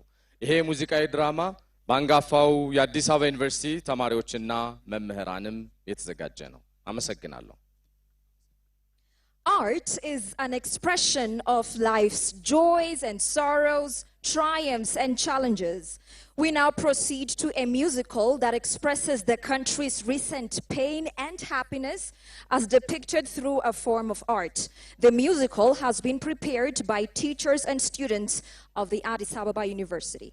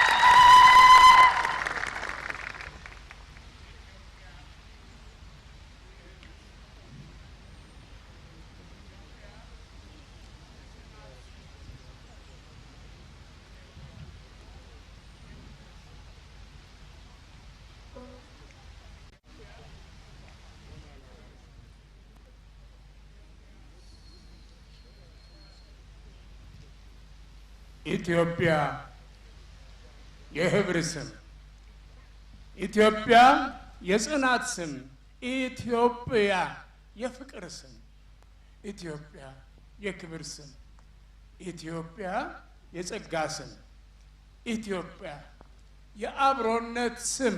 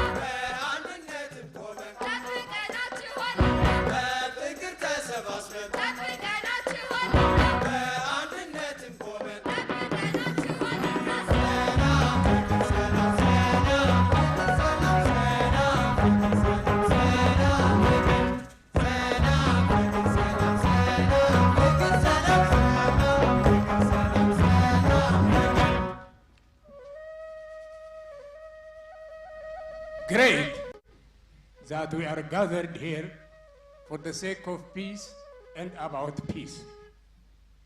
ላለፉት በርካታ ዓመታት ሰላም አጥተናል፣ ፍቅር ነስቶናል፣ ልቦና ርቆናል፣ ቀልብ ተገፈናል፣ ትዕግስት አጥተናል። ኢትዮጵያ የፍቅር ምድር ናት እኮ። ለልጆቿ ቀርቶ ለእንስሳቱ፣ ለአራዊቱ፣ ለተፈጥሮ ቀርቶ ለፈጣሪዋ መክበሪያ መደሰቻ የሆነች ድንቅ ምድር ናት ኢትዮጵያ። ይሁንና አንዳንዴም በብዙም ጊዜ በልጆች መጥፎ ግብር ምክንያት ማስታወስ የማንሻው ክፉ ጊዜያት አሳልፈናል። የግጭት ጊዜ፣ የመከራ ጊዜ፣ የዋይታ ሰቆቃም ጊዜ ተራምደናል። በሐሳብ ተለያይተን፣ በሐሳብ ተቀራርበን፣ በሐሳብ ተራርቀን፣ በሐሳብ ተቃቅረን እናውቃለን። በፍቅር እንደኖርን ሁሉ ለጠብ እንነሳለን። በሰላም እንዳሳለፍን ሁሉ ለጦር እንጋበዛለን። በአብሮነት እንደቆምን ሁሉ በክፋት እንለያያለን። የዚያን ጊዜ ጩኸት፣ የዚያኔው መከራ፣ የሴቶች ዋይታ፣ የእናቶች ለቅሶ፣ የአዛውንቶች ሐዘን፣ አቤት ግጭት ስቃይ ነው። አቤት ጦርነት ፍዳ መርገምት ነው።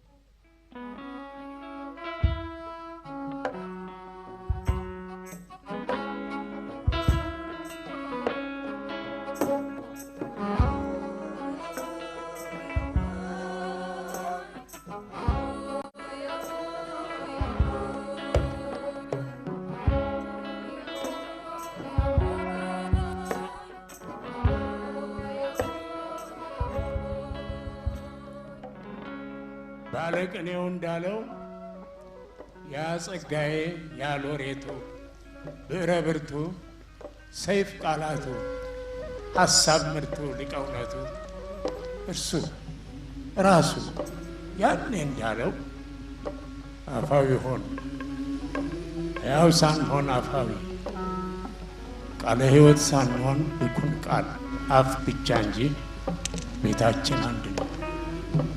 ቤት ብለን ለልጆቻችን ያወረስናቸው ፍቅር የሞተበት ቤታችን ያው አንድ ነው። ነፃነት ብለን ባርነትን፣ ሕይወት ብለን ሞትን ለልጆቻችን አወረስን። ጀግንነት ብለን ፍርሃት ከተብናቸው።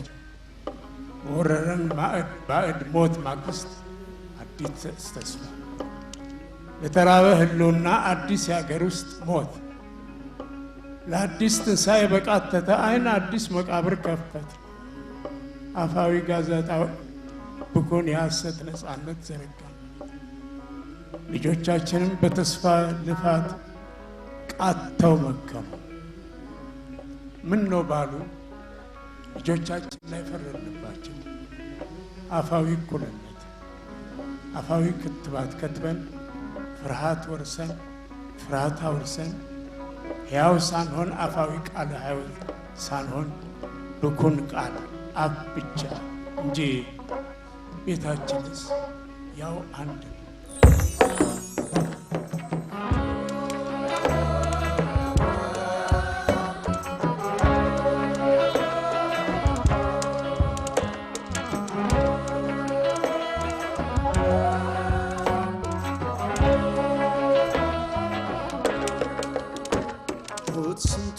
ተቀን ዋይ ዋይ ታያስደቀ ጥርስ ከንፈር በላች ፈገግታ ተነጥቃ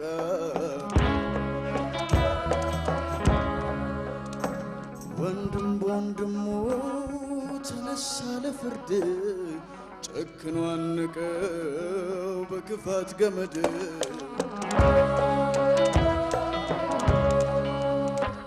ልጅ ከእናቱ ራቀ አልፎ ተሰደደ ማጸኗን ገፋን እንዳልተወለደ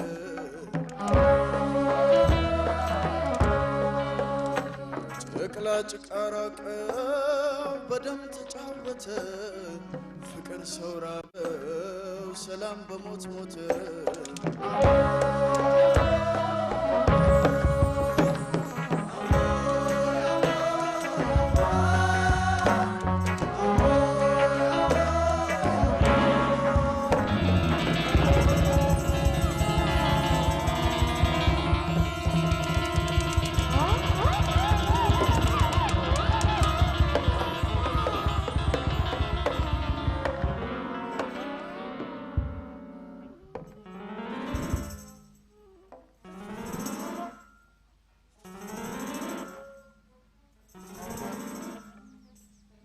ጠንካራውና ትልቁ መርከባችን ላይ እናተኩር።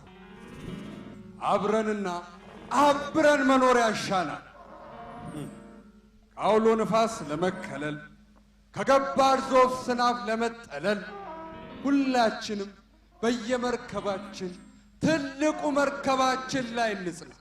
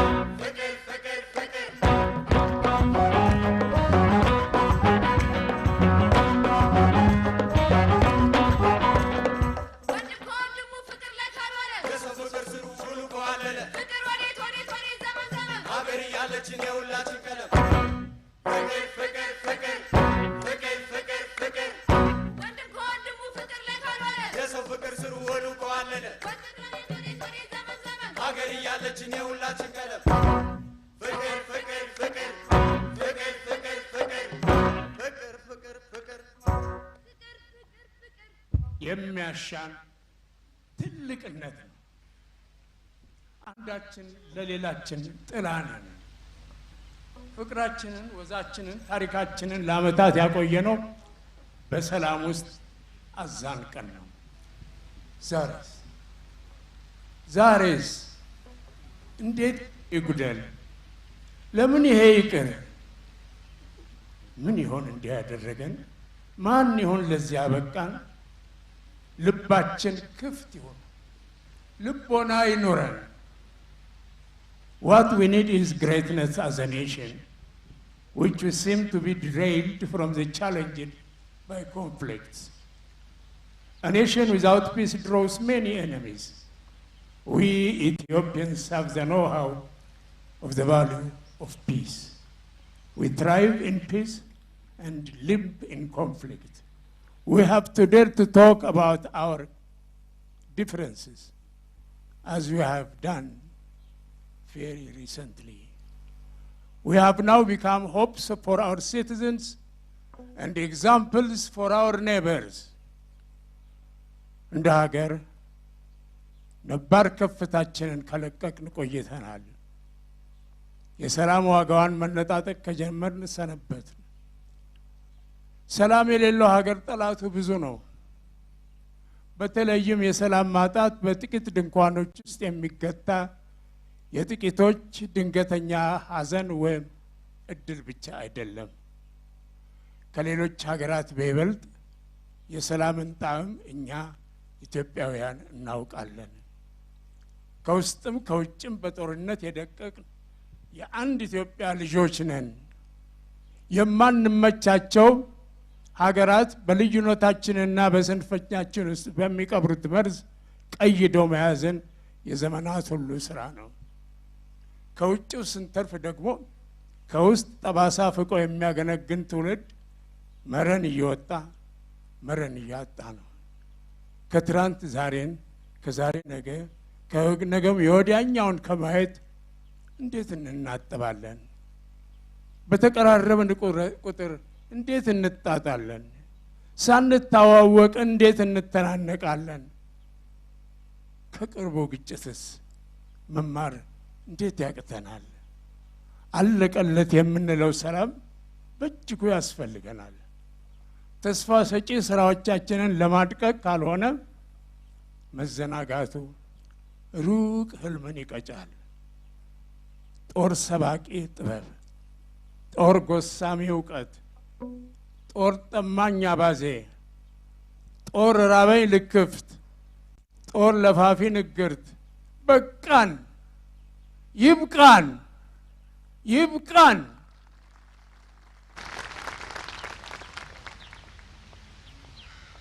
ሰላም እኮ ልማት ነው። ሰላም እንዲሁ እድገት ነው። ሰላም አብሮነትና ህብረት ነው። ሰላም ወልዶ ለመሳም ዘርቶ ለመብላት ብቻ አይደለም። ሰላም ወጥቶ ለመግባት ህይወትን ለመለወጥ ብቻ አይደለም። ሰላም ነግዶ ለማስረፍ ሰምቶ ለማደግ ብቻ አይደለም። ሞቶም በወግ ለመቀበር ሰላም ይሁን አየሩ፣ ሰላም ይሁን መንደሩ። ወደ ሰብአዊነት የቀረበ ሰው ያስፈልገናል። ሰላም በባህሪው ብዙ ነገር ይጠይቃል። መስጠትን እና ከኔ ይቅር ማለትን ይገዳል። መኖሪያ ህብስትን እንድታጋራ ይጠይቃል።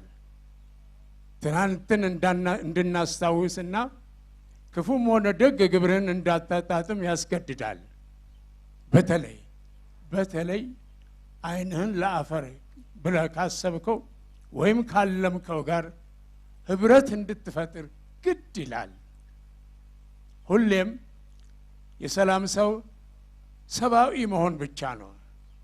የእውነት ሰው ና፣ የፍቅር ሰው ና፣ የሰላም ሰው ና።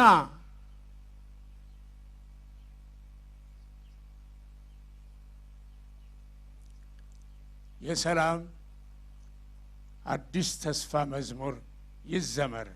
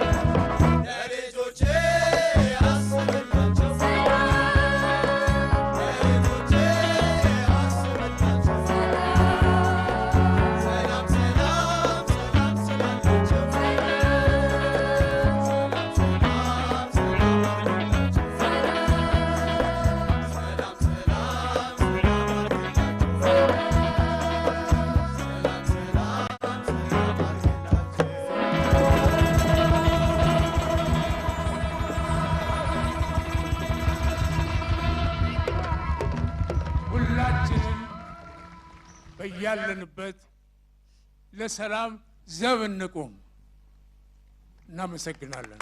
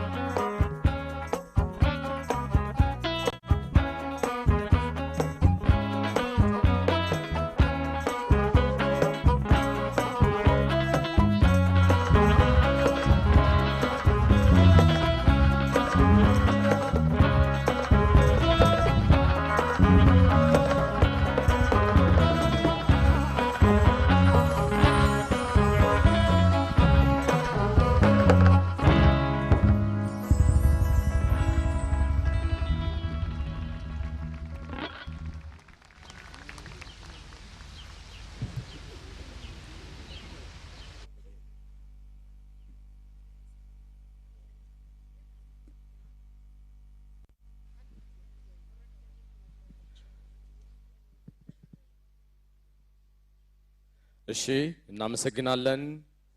ጦርነት ይብቃ፣ ሰላምን እናጽና። እዚህ ከወዳጅነት አደባባይ በቀጥታ እየተላለፈ የሚገኘው ልዩ ዝግጅታችን አሁንም እንደቀጠለ ነው። ወደ ቀጣዩ ምዕራፍ ነው አሁን የምንሻገረው። ከዚህ በመቀጠል እንግዳ ንግግር እንዲያደርጉልን እጋብዛለሁ። ንግግር የሚያደርጉልን የትግራይ ብሔራዊ ክልላዊ መንግስት ጊዜያዊ አስተዳደር ርዕሰ መስተዳደር አቶ ጌታቸው ረዳ ይሆናሉ። አመሰግናለሁ። Thank you very much. Join us now in kindly inviting to the stage His Excellency Getachew Redda, Interim President of the Tigray Regional State Administration, to deliver his remarks.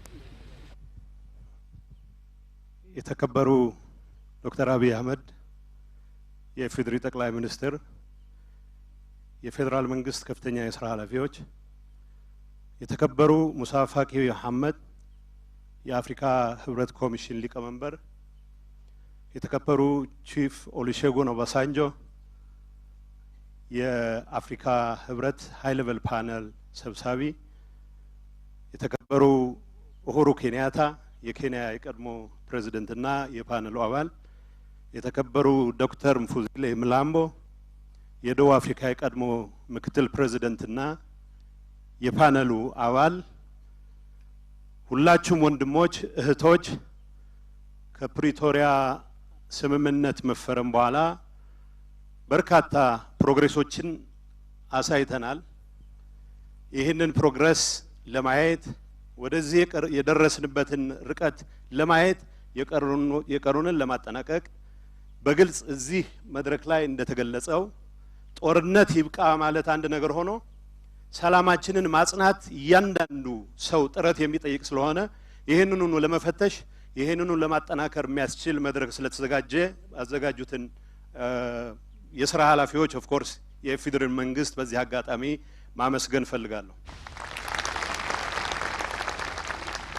ላለፉት 2-3 ዓመታት እጅግ ደም አፋሳሽ ጦርነት ውስጥ አልፈናል።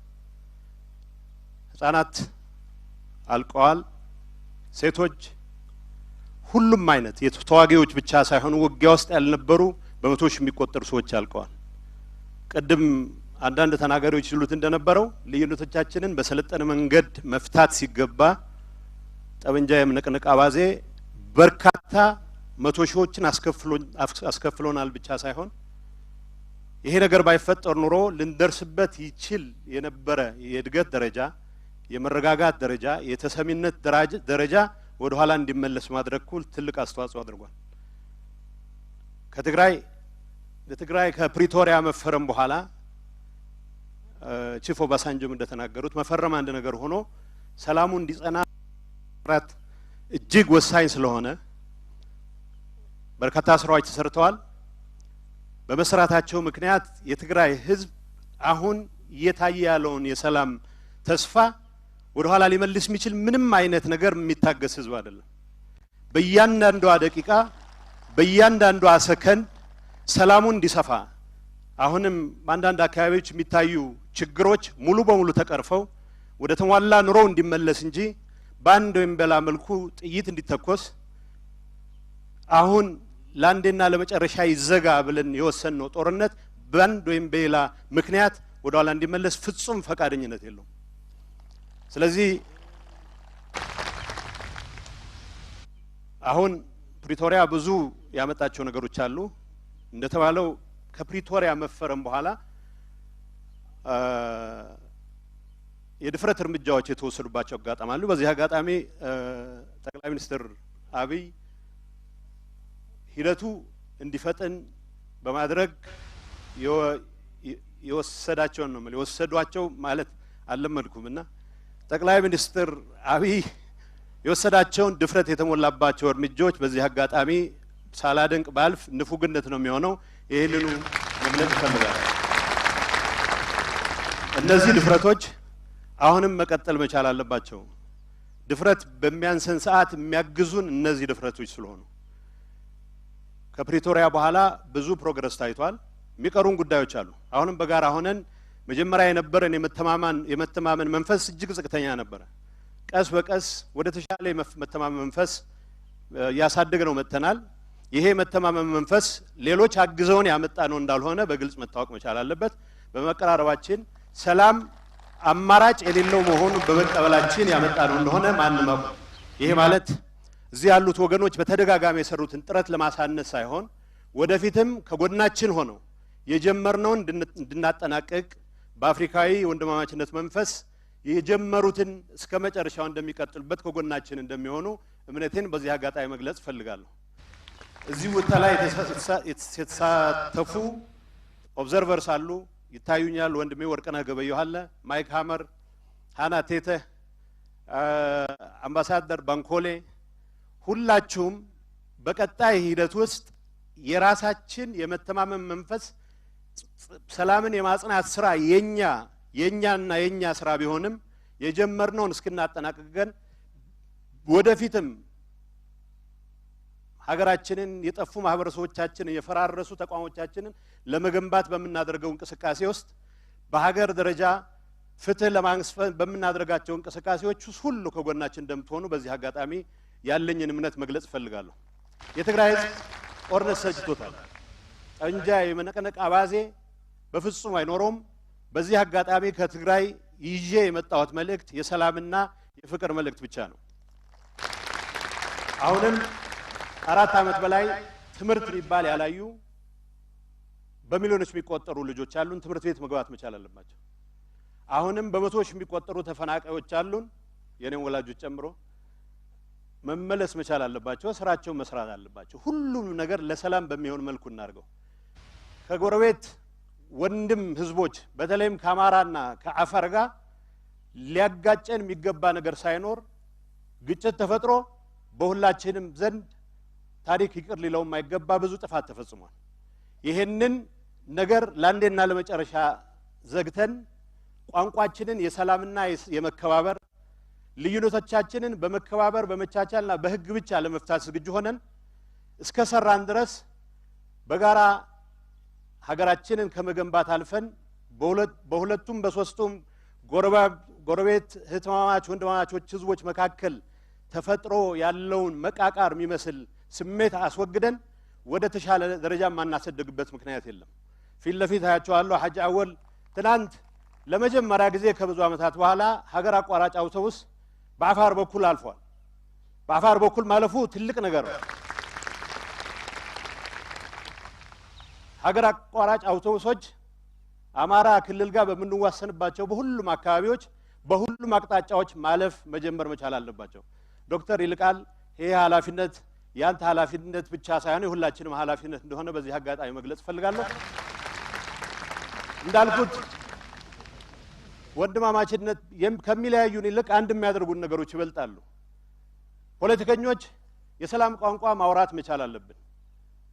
መርዝ ባንድ ወይም በሌላ መልኩ የተፉ አንደበቶች ሰላምን ፍቅርን መስበክ ሲጀምሩ እንደማየት የሚያስደስት ነገር ሊኖር አይችልም። ይሄንን ካረግን አብዛኛውን የግጭት ምክንያት የምንፈታው ይመስለኛል። ስቲል የሚያቃቅሩ ነው የሚመስሉት። አሁንም በህግና በህግ ብቻ መፍታት ያለበት በርካታ ነገሮች ያሉ ቢሆንም እንዳልኩት መድፈር ነው የተሻለ ውጤት ሊያመጣልን የሚችለው። ደፍረን ማይደፈሩ የሚመስሉ ስራዎችን ሰርተን ወደፊት መቀጠል እንደሚችል ማሳየት መቻል አለብን። አሁንም በተደጋጋሚ ታዛቢዎች ያሉት ነገር አለ። በተደጋጋሚ የአፍሪካ ወንድሞቻችን የፓናሉ አባላት ያሉት አለ። ኢትዮጵያ ከዚህ የተሻለ ሰላሟ ያጣች አገር ሳትሆን ለጎረቤት ሰላም የምትደርስ አገር መሆን ይኖርባታል። ይሄን ለማድረግ የሚያስችል ሁሉንም አቅማችንን ማስተባበር ይጠበቅብናል። ይሄን ለማድረግ ግን በውስጥ የሚከሰቱ ችግሮቻችንን ቅድም እንደተባለው በሰለጠነ መንፈስ ለመፍታት ያለን ዝግጁነት ለአንድ ወይም ለሌላ አካባቢ የሚተው ሳይሆን ሁሉም ግጭት ያለባቸው አካባቢዎችን የሚመለከት መሆን መቻል አለበት። ያው በነካ እጁ ዶክተር አብይ ሌሎች አካባቢ የሚታዩ የግጭት ምልክቶችንም በሆደ ሰፊነት መንገድ በድፍረት ለመፍታት እንደሚንቀሳቀስ ይሄንን ለማድረግ በሚደረገው ጥረት እኛም የበኩላችንን የምናደርገው መሆኑን በዚህ አጋጣሚ መግለጽ እፈልጋለሁ። ኢትዮጵያ ትልቅ ደረጃ የመድረስ የህዝቦቿ ሁሉን አቅም ተጠቅማ ለህዝቦቿም መልሳ የምትሰጥ አገር የመሆን አቅሟ እጅግ ከፍተኛ ነው። ይሄን ከፍተኛ አቅም ሪያላይዝ ለማድረግ የሚቻለን ሁሉ ማድረግ መቻል አለብን። አሁንም ደጋግሜ እንደምለው የትግራይ ህዝብ ጦርነት ሰልችቶታል፣ አንገሽግሾታል ብቻ ሳይሆን ሌሎች አካባቢዎች እንደ ኖርማል የሚወሰዱ ህጻናትን ትምህርት ቤት በሰዓቱ መላክ፣ በሰዓቱ መመለስ የሚመስሉ ጉዳዮች ማረስ፣ ማለስለስ፣ ማጨድ፣ መዝራት የሚባሉ ነገሮች ይናፍቁታል። ፈጥነን ወደዚህ መመለስ መቻል አለብን። ሁሉም ለማድረግ የሁሉም አቅም መጠቀም ያስፈልገናል። ከምንም ነገር በላይ ጠንካራ ሰራተኛ የሆነ የትግራይ ህዝብ ተመልሶ ወደ ስራው ተሰማርቶ የሰላም ችግር ሳይሆን ምን ያክል አተረፍኩ ምን ያክል አመረትኩ በሚል ፉክክር ውስጥ እንዲገባ ለማስቻል የጀመርነውን ጥረት አጠናክረን የምንቀጥል ይሆናል። ሁሉም ክልሎች የዚህ ኤክሰርሳይዝ አካል እንደሚሆኑ እምነቴ ጸና ነው። ከፌደራል መንግስት ጋር የጀመርናቸው መልካም ግንኙነቶች በአጭር ጊዜ ውስጥ በአዎንታዊ በሆነ መልኩ ትልቅ ደረጃ ላይ እንደሚደርሱ እምነታችን የጸና ነው። ከሁሉም አካባቢዎች የሚነሱ እገዛዎችን የሚመጡ እገዛዎችን የመጠቀም ጉዳይ ሳይሆን ከምንም ነገር በላይ በጋራ መልማት ሰላማችንን ማጠናከር የጋራ ጣችንን መሆን አውቀን መንቀሳቀስ መቻል አለብን። ይህንን ለማድረግ በበኩላችን ዝግጁዎች ነን። በመጨረሻ ማንሳት የምፈልገው ነገር ሰላም በመፈክር ብቻ እንደማይመጣ አውቃለሁ። ቢያንስ ግን የሰላምን ቋንቋ መናገር መጀመር፣ ቢያንስ ግን የፍቅር ቋንቋ መናገር መጀመር፣ በዙሪያችን ሊፈጠሩ የሚችሉ ግጭቶችን ከይዋጣልን መንፈስ ቅድም በሙዚቃው ድራማ ላይ ይታይ እንደነበረው ከይዋጣልን መንፈስ ወጥተን በመረዳዳትና በሰለጠነ መንገድ ለመፍታት የሚያስችሉ ኢንቫይሮንመንት ለመፍጠርም ስለሚያግዘን ሁላችንም እንደ ፖለቲካ መሪዎች ብቻ ሳይሆን እንደ ጸሐፍት፣ እንደ ተዋንያን፣ እንደ ጋዜጠኞች መልካም ቋንቋን ኤክሰርሳይዝ ማድረግ የየቀኑ ቋንቋችን የማድረግ ጥረት መጀመር አለብን የሚል እምነት አለኝ። በዚህ አጋጣሚ በትግራይ ህዝብና በራሴም ስም በጊዜያዊ መስተዳድሩም ስም ሰላም እንዲጸና ጦርነት እንዲበቃ የወሰነውን የፈረምነውን ያክል መልካም መሰረት እንዲይዝ ሰላም እንዲጸና ሁላችንም የበኩላችንን ጥረት እንደምናደርግ በዚህ አጋጣሚ እምነቴን ማረጋገጥ እፈልጋለሁ። አክባሪ ይስጥልኝ። አመሰግናለሁ። የትግራይ ብሔራዊ ክልላዊ መንግስት ጊዜያዊ አስተዳደር ርዕሰ መስተዳድር ጌታቸው ረዳ አብዝተን እናመሰግናለን። ከዚህ በመቀጠል ንግግር እንዲያደርጉልን የኢትዮጵያ ፌዴራላዊ ዲሞክራሲያዊ ሪፐብሊክ ምክትል ጠቅላይ ሚኒስትርና የውጭ ጉዳይ ሚኒስትር ክቡር አቶ ደመቀ መኮንንን ጋብዛለሁ። አመሰግናለሁ። Your Excellency Getachew Redda, thank you very much for your remarks. We now call upon His Excellency Demeke Mekonnen, Deputy Prime Minister and Minister of Foreign Affairs of the Federal Democratic Republic of Ethiopia, to deliver his remarks.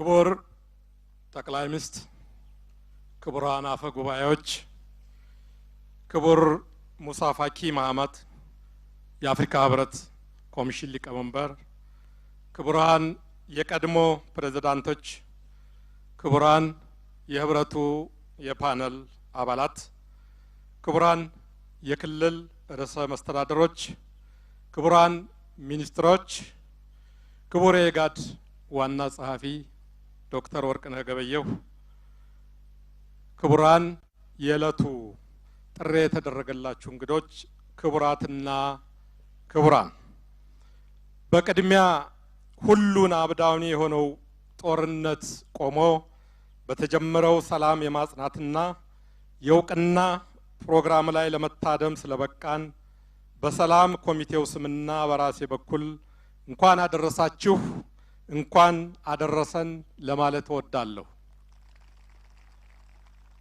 ከአውዳሚው ጦርነት በመውጣት ወደ ሰላም ለመምጣት በኢትዮጵያ ባለቤትነት በአፍሪካ ህብረት መሪነት በተለይም ለአፍሪካ ችግር አፍሪካዊ መፍትሄ በሚለው መርህ መሰረት የሰላም ስምምነት ተደርሷል። ሂደቱም በመልካም አፈጻጸም ላይ ይገኛል። ለዚህ ስኬት የበኩላችሁን ወሳኝ አስተዋጽኦ ለተጫወታችሁና ድጋፍ ላደረሳችሁ ሁሉ ምስጋናችን የላቀ ነው። ክቡራትና ክቡራን፣ ባለፉት ዓመታት በነበረው የተሳሳተ ብሂል ማለትም እኔ ያልኩት ካልሆነ እልህና ራስን ብቻ የማዳመጥ የፖለቲካ ትርክት ምን ያህል የከፋ ደረጃ ላይ አድርሶን እንደነበረ አሁን የተፈጠረውን ሰላም ተጠቅመን በተረጋጋ መንፈስ ራሳችንን በመጠየቅ ስልጡን ፖለቲካን ያልተከተለና ዘመኑን ያልዋጀ ጉዞ መዳረሻ ውጤቱ ከፍተኛ ውድመትና አሳዛኝ ጥፋት መሆኑን ከታሪክ ሳይሆን ከተግባር ተምረናል የሚል እምነት አለኝ። የዛሬው መርሃ ግብር ከመጣንበት ስሁት መንገድ በፍጥነት ወጥተን አዲስ ሁሉን አካታች የመደጋገፍ የረጅም ጉዞ እርካብ ለመጨበጥ እንድንችልና በመንገዳችን ላይ ለሚያጋጥሙን የፖለቲካ ስብራቶች አገራዊ መፍትሄ እየሰጠን የሰላም ሂደቱን ለማጽናት እንዲቻል በሂደቱ የተሳተፉትን ሁሉ ለማመስገን አክብሮታችንን ለመግለጽ የተዘጋጀ የምስጋና ፕሮግራም ነው። እንደሚታወቀው ባለፉት 2 ዓመታት ያለፍንበት የጦርነት ወቅት በሀገራችንና በህዝባችን ላይ ዘርፈ ብዙ ጉዳት አስከትሏል። መተኪያ የሌለውን የበርካታ ዜጎቻችንን ህይወት ቀጥፏል። ግጭቱ ከፍተኛ የሆነ የስነ ልቦና ጉዳት አድርሷል። አገራችን በግጭቱ በጦርነቱ ምክንያት በተሟላ ሁኔታ ለመገመት አዳጋች የሆነ ኢኮኖሚያዊ፣ ማህበራዊ፣ የመሰረተ ልማትና ሌሎች ከባድ ውድመት ደርሶባታል። ግጭቱ የብዙ ኢትዮጵያውያን ተስፋ ነጥቋል። ወጣቶቻችንን ነገን ለበጎ ሲያቅዱ ሩቅ አላሚ የቅርብ አዳሪ አድርጓቸዋል። ባጭሩ ላልተበደሩት ዕዳ ከፋይ ሆነዋል። ክቡራትና ክቡራን፣ በተስፋ የያዝነው የሰላም ሂደት ከግቡ እንዲደርስ ስምምነት የተደረሰባቸውን ነጥቦች ያላንዳች ማመንታት ተግባራዊ ማድረግ ይጠበቅብናል። ሀገራችን ፋታ ትፈልጋለች።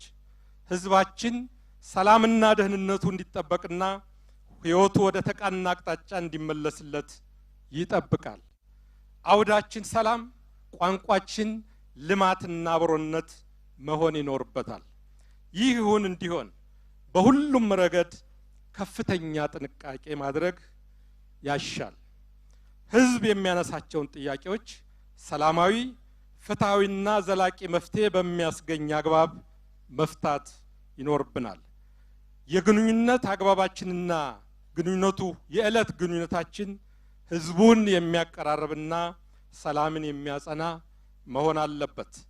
ካሉባልታና ስሜታዊነት በመራቅ ሁሉንም ወገንና ባለድርሻ ያማከለ ከሁሉም በላይ ሀገርን ማዕከል ያደረገና የህዝብን ትክክለኛ ስሜት የተጋራ መሆን አለበት። የተወሰኑ ቡድኖችንና የህብረተሰብ ክፍሎችን ለማስደሰት ድጋፍ ለማድረግ የሚደረጉ ነጣይ እንቅስቃሴዎች ሁሉ ዘላቂነት አይኖራቸውም።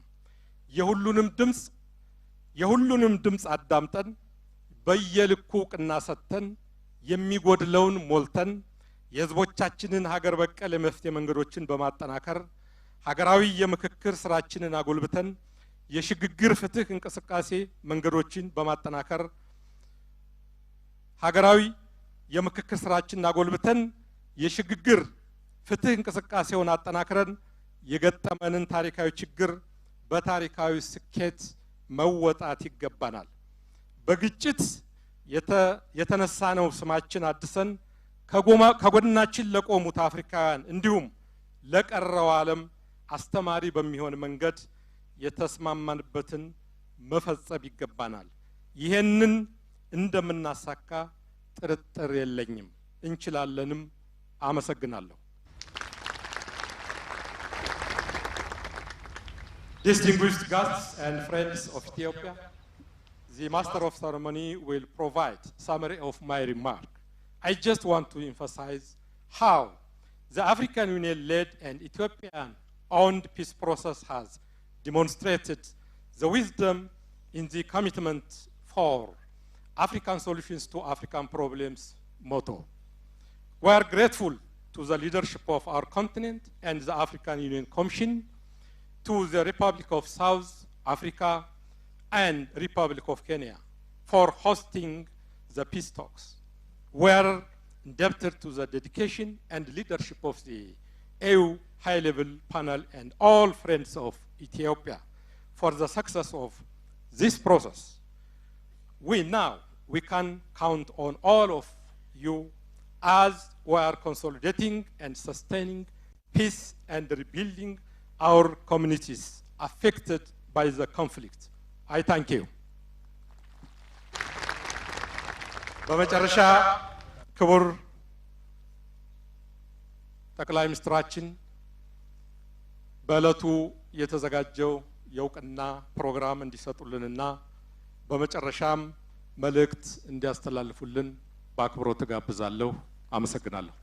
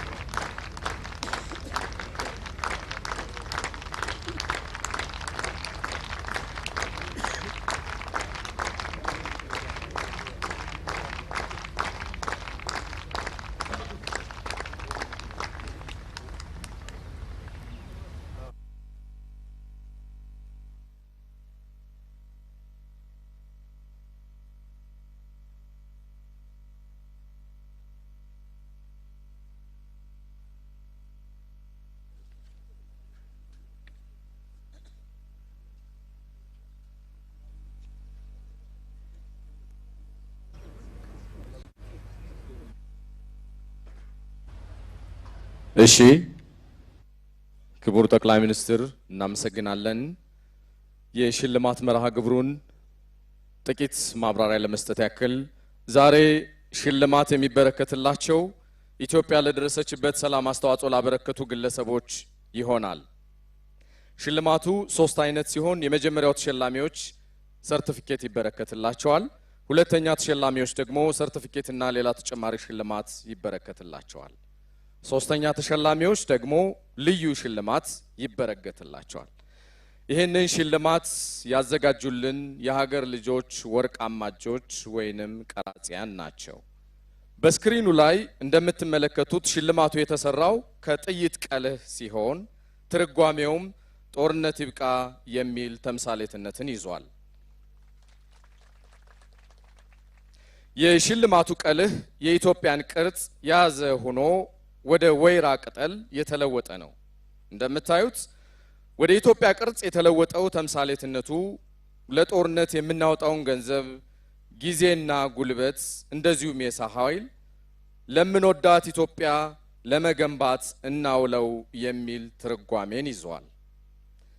የወይራ ቅጠሉ ደግሞ ጦርነት ይብቃ ሰላምን እናጽና የሚል ኃይለ ቃል አለው። አመሰግናለሁ። Thank you very much. We now proceed to the much anticipated awards ceremony. The purpose of the awards is to recognize and acknowledge the individuals who, through their unrelenting efforts, contributed to the fruition of the peace process. The awards will be given out in 3 categories. In the first category, recipients will get certificates to recognize their contributions. In the second category, recipients will receive certificates and awards. And in the third category, a special gift, in addition to the certificate and award, will be bestowed on the awardee. Allow me to give a short description of the award. This award has been prepared for recipients that have contributed to Ethiopia's peace. The award has been made from bullet casings to state enough with war. I would like to emphasize that the awards are handmade by local artisans. And as you can see displayed on the screen, the bullet casings have been molded to take the shape of Ethiopia with an olive branch laying across it. The shape of Ethiopia in bullet casings is meant to symbolize our aspirations to convert the money, time, and human resources spent on war towards building Ethiopia. The olive tree is to represent the noble notion, enough with war, let's sustain peace. እናመሰግናለን። ቀዳሚ ተሸላሚዎቻችን የሰርቲፊኬት ሽልማት የሚበረከትላቸው ይሆናል። ጌታሁን ዋለልኝ ከለቱ የክብር እንግዳ ሰርቲፊኬታቸውን ይቀበላሉ።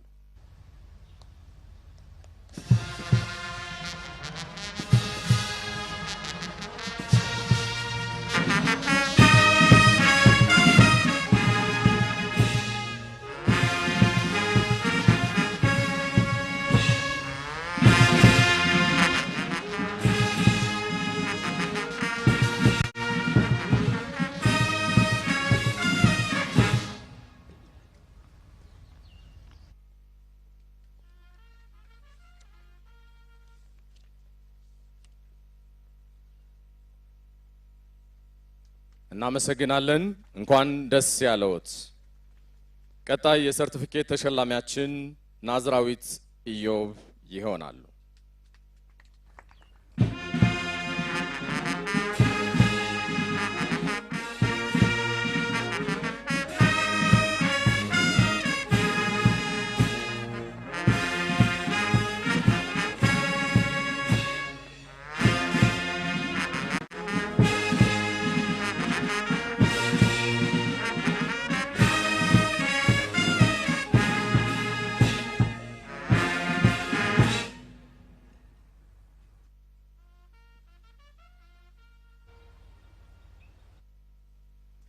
እናመሰግናለን። እንኳን ደስ ያለዎት። The second category is certificates plus awards. I would like to call upon Ambassador Shue Bing.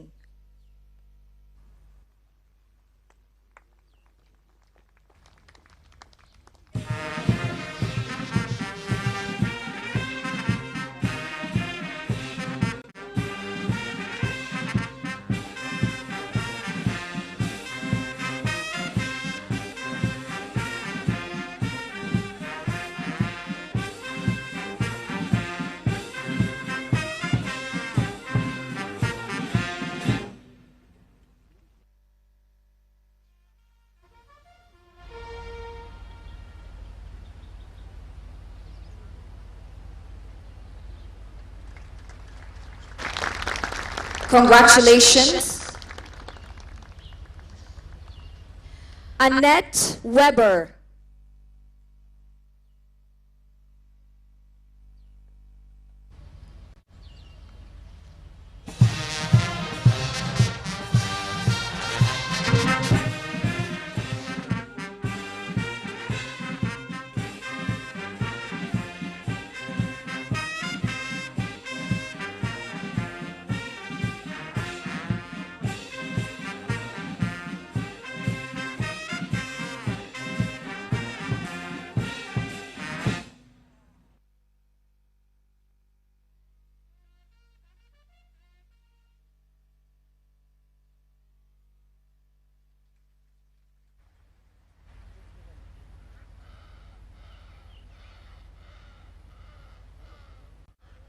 Congratulations, Annette. Hannah Serwa Tete.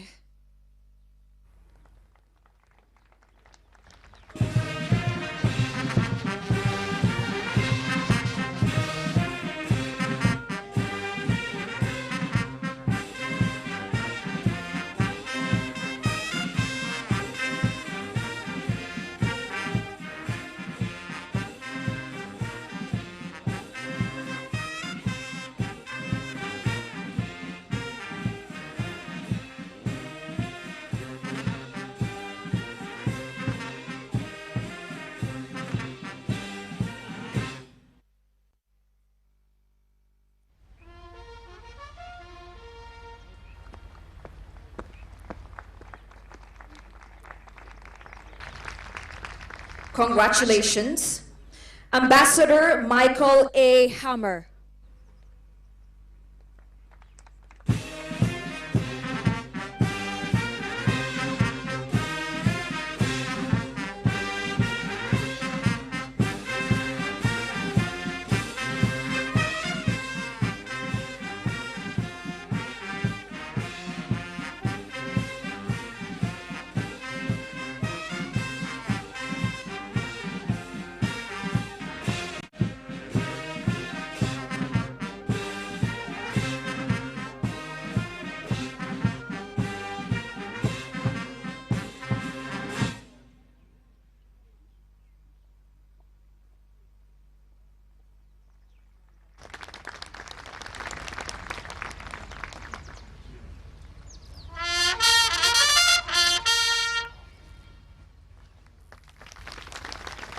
Congratulations. Warqineh Gabayo.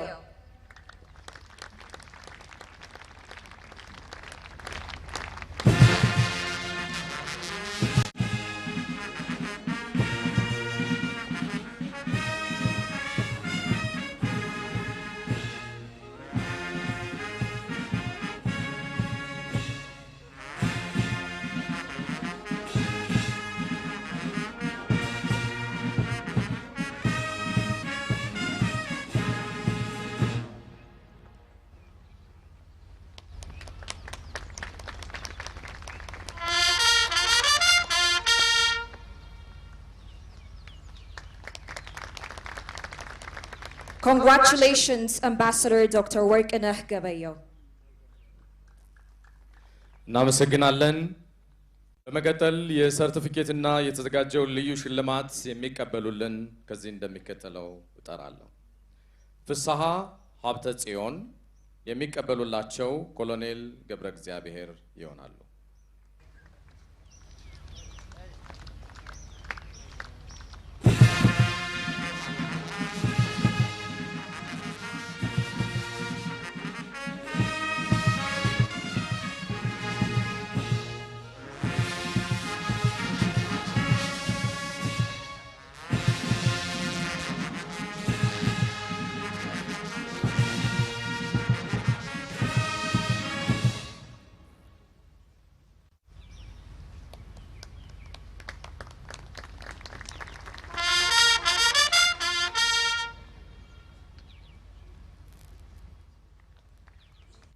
እንኳን ደስ ያለዎት ተወልደ ገብረ ትንሳኤ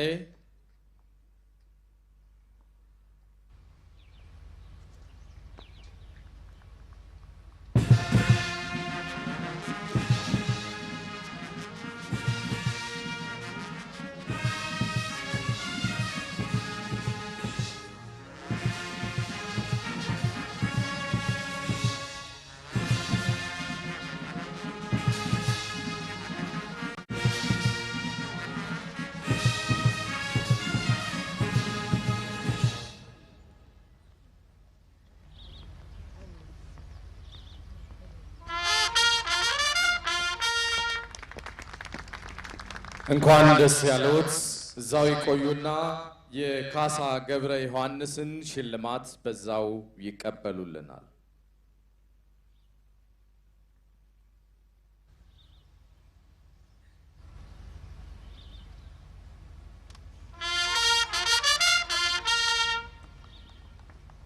እናመሰግናለን። እንኳን ደስ ያላችሁ። እንኳን ደስ ያላችሁ። ኮሎኔል ገብረ እግዚአብሔር አለም ሰገድ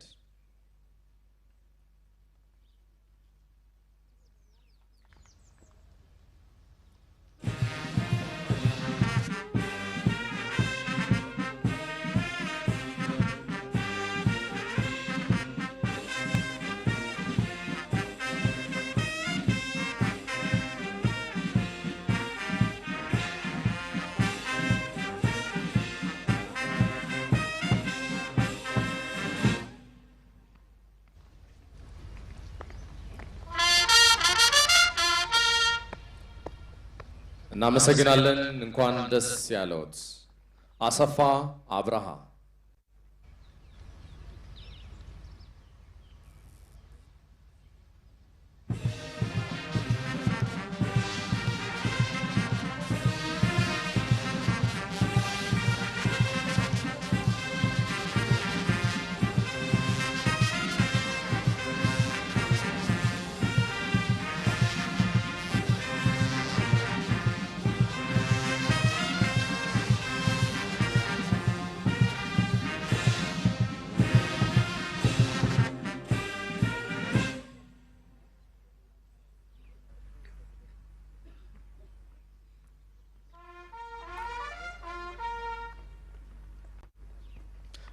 እንኳን ደስ ያለዎት።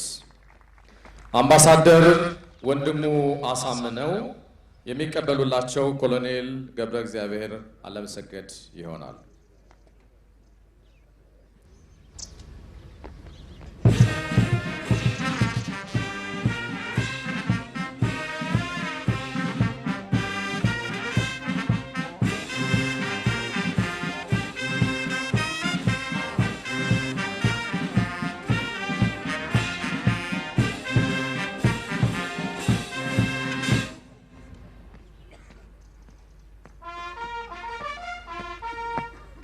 እንኳን ደስ ያለዎት። ሌተናል ጀነራል ጻድቃን ገብረትንሳኤ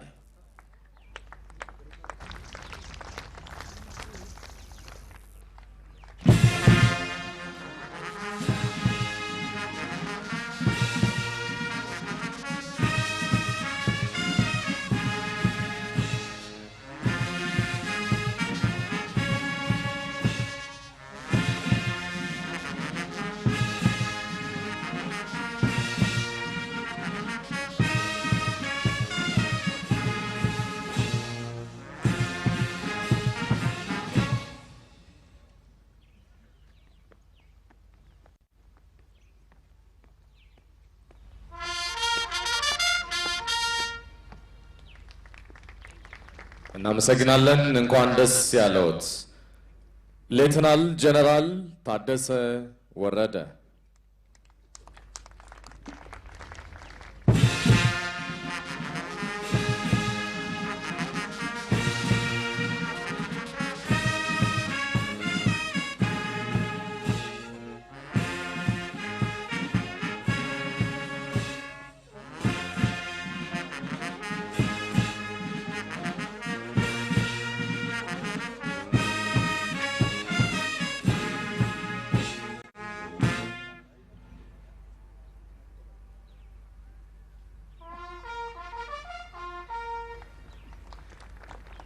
እንኳን ደስ ያለዎት። ርዕሰ መስተዳድር ጌታቸው ረዳ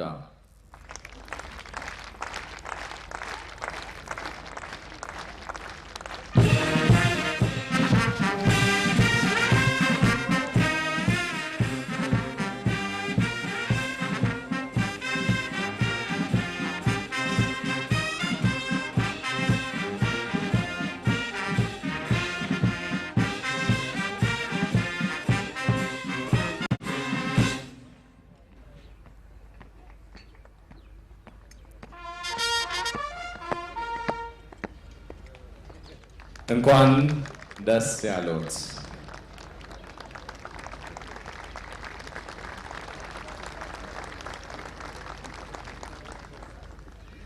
ብርጋዴር ጀነራል ደርቤ መኩሪያ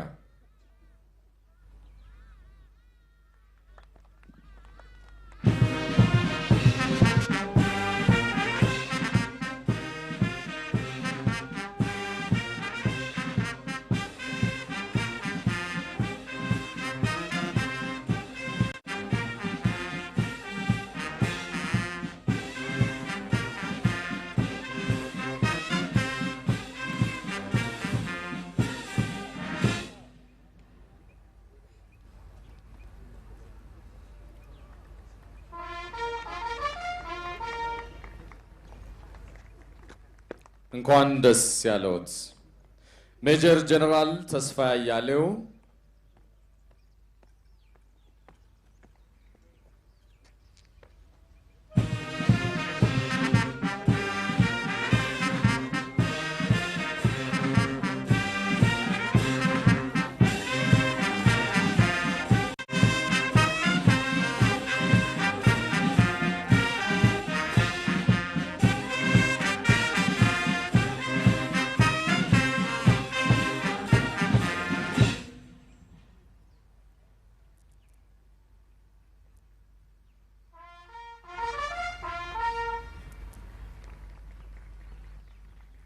እንኳን ደስ ያለዎት ሜጀር ጀነራል ተሾመ ገመቹ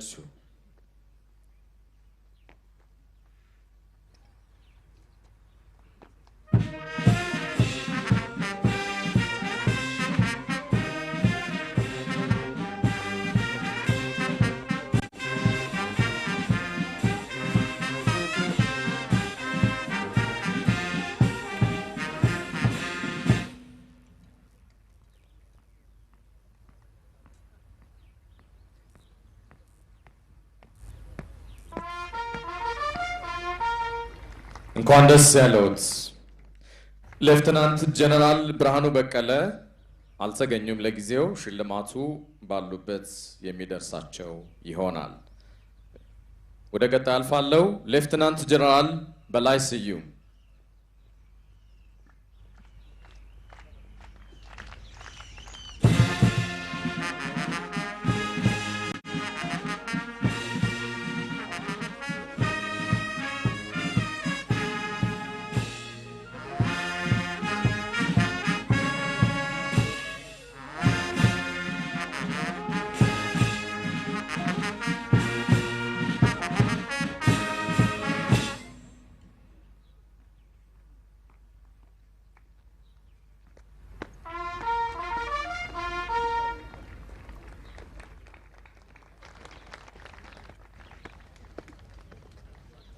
እንኳን ደስ ያለዎት ፊልድ ማርሻል ብርሃኑ ጁላ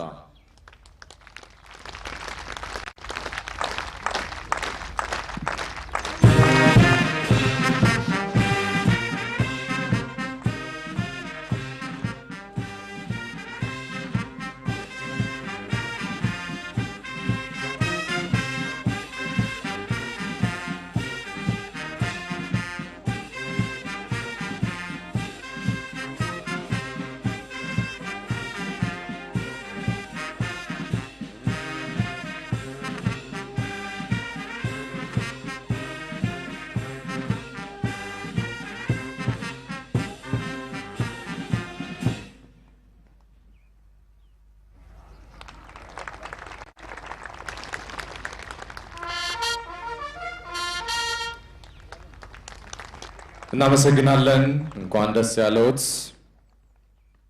ቦንሳ እውነቱ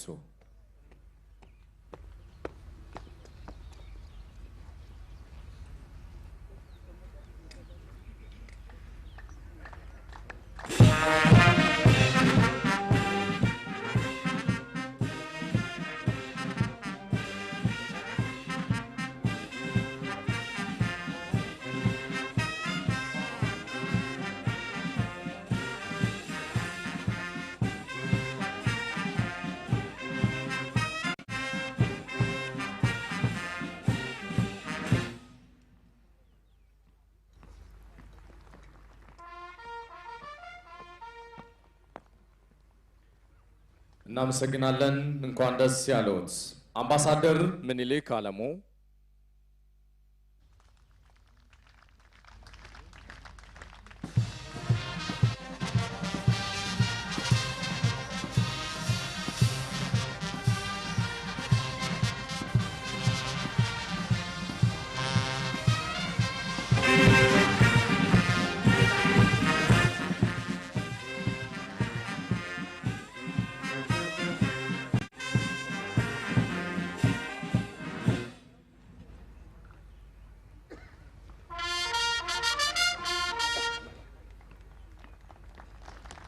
እንኳን ደስ ያለዎት አምባሳደር ባጫ ደበሌ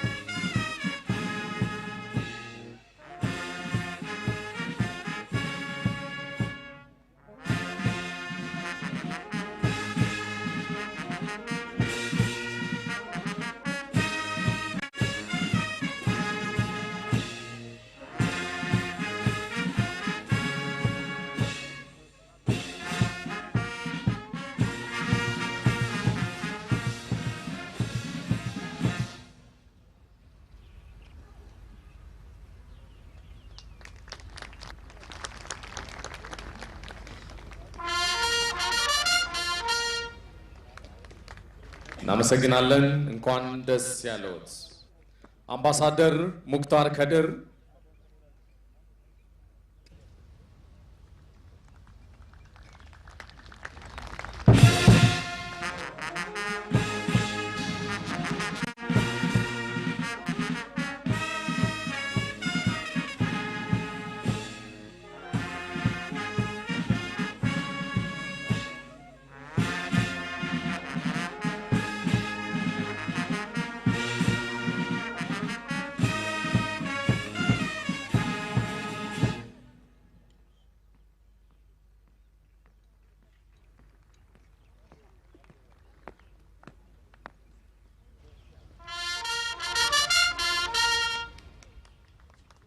እናመሰግናለን።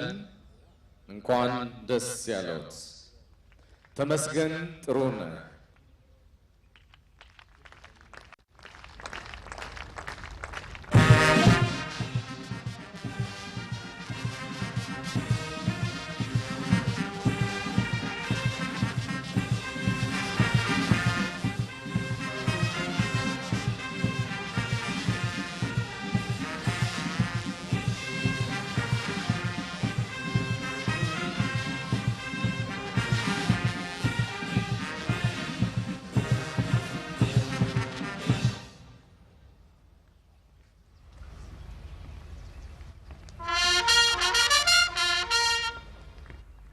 እናመሰግናለን። እንኳን ደስ ያለዎት ዶክተር ጌታቸው ጀንበሬ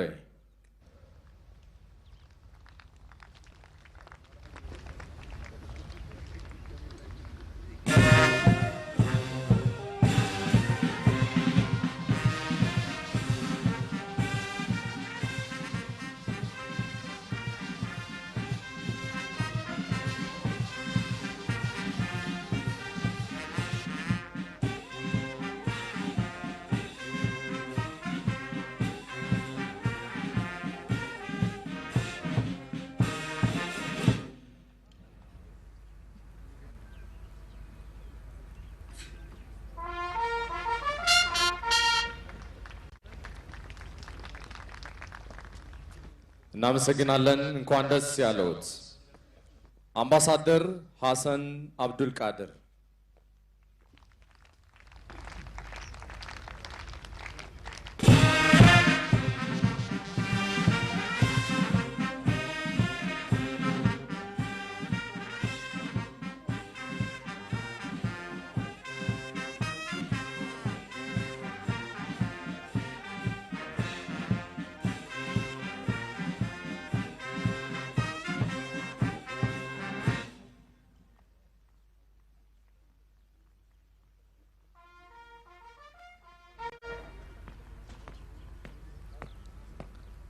እናመሰግናለን። እንኳን ደስ ያለዎት ዶክተር ጌዲዮን ጢሞቴዎስ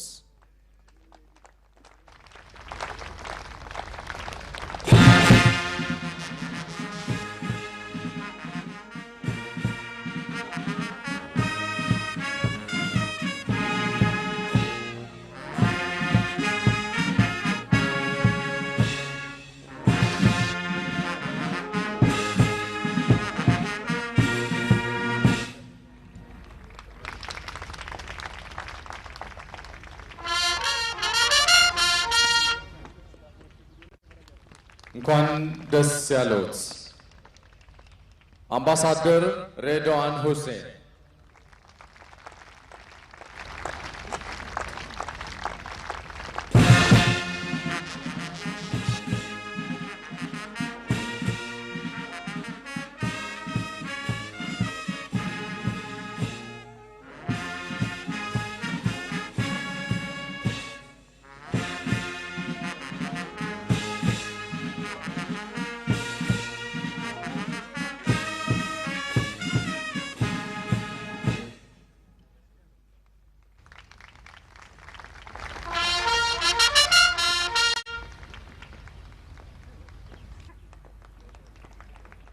እናመሰግናለን።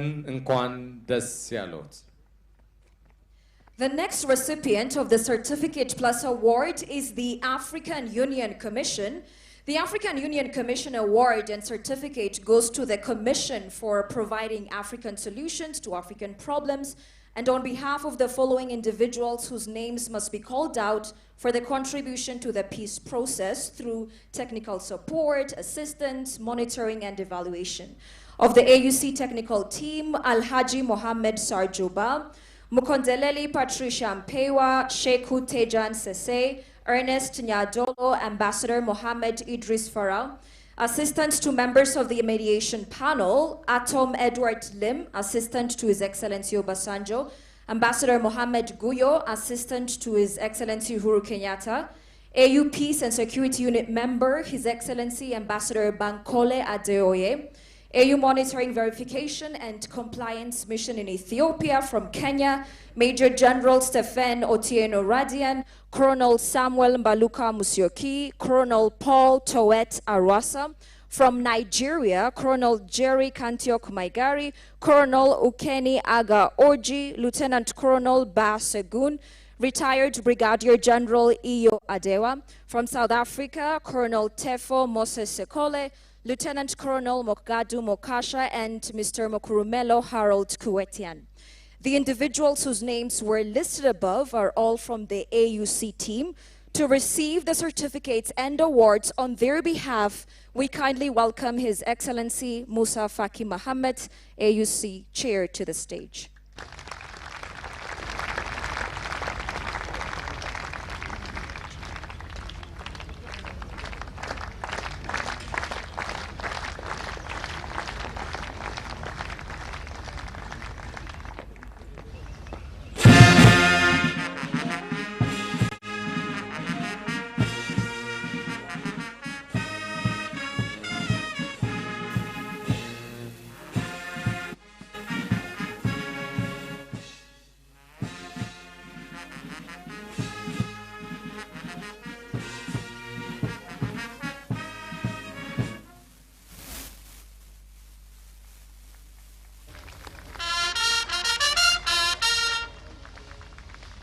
Congratulations and thank you to you as well, Your Excellency Musa Faki Mohammed, AUC Chair, for your contribution to the peace process. The next certificate plus award recipient is Her Excellency Phumzile Mlambo Uka.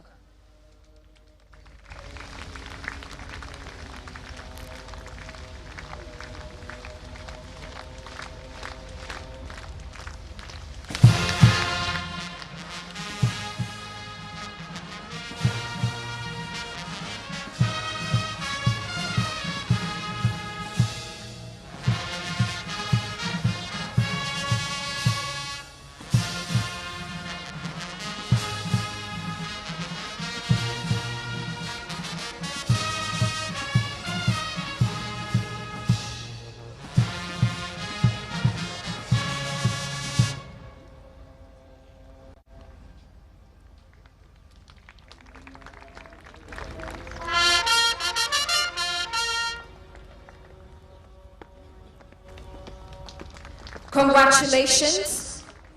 The next certificate plus award goes to His Excellency Uhuru Kenyatta.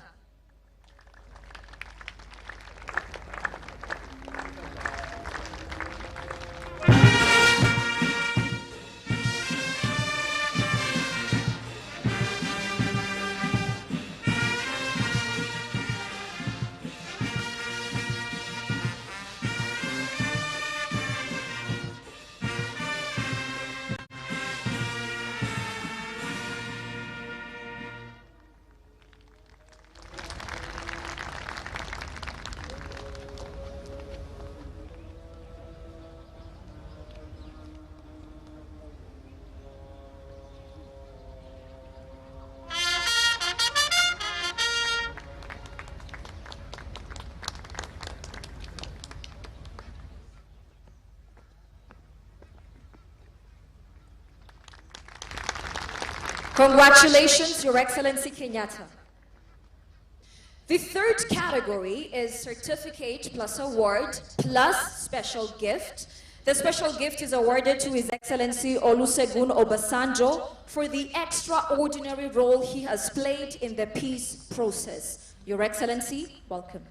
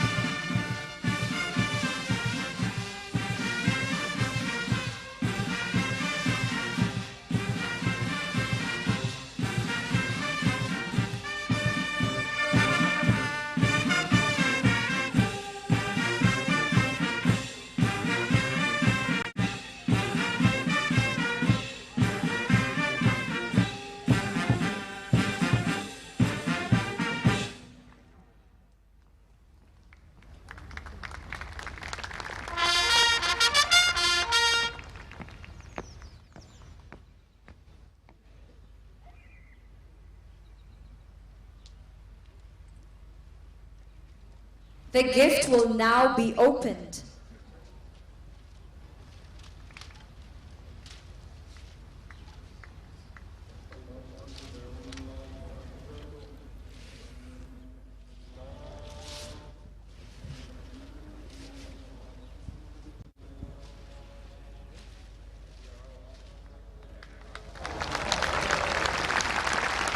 As you can see, the special gift is a leather painting of His Excellency Obasanjo made by one of Ethiopia's renowned artists. Congratulations, Your Excellency, and thank you for your contributions to the peace process.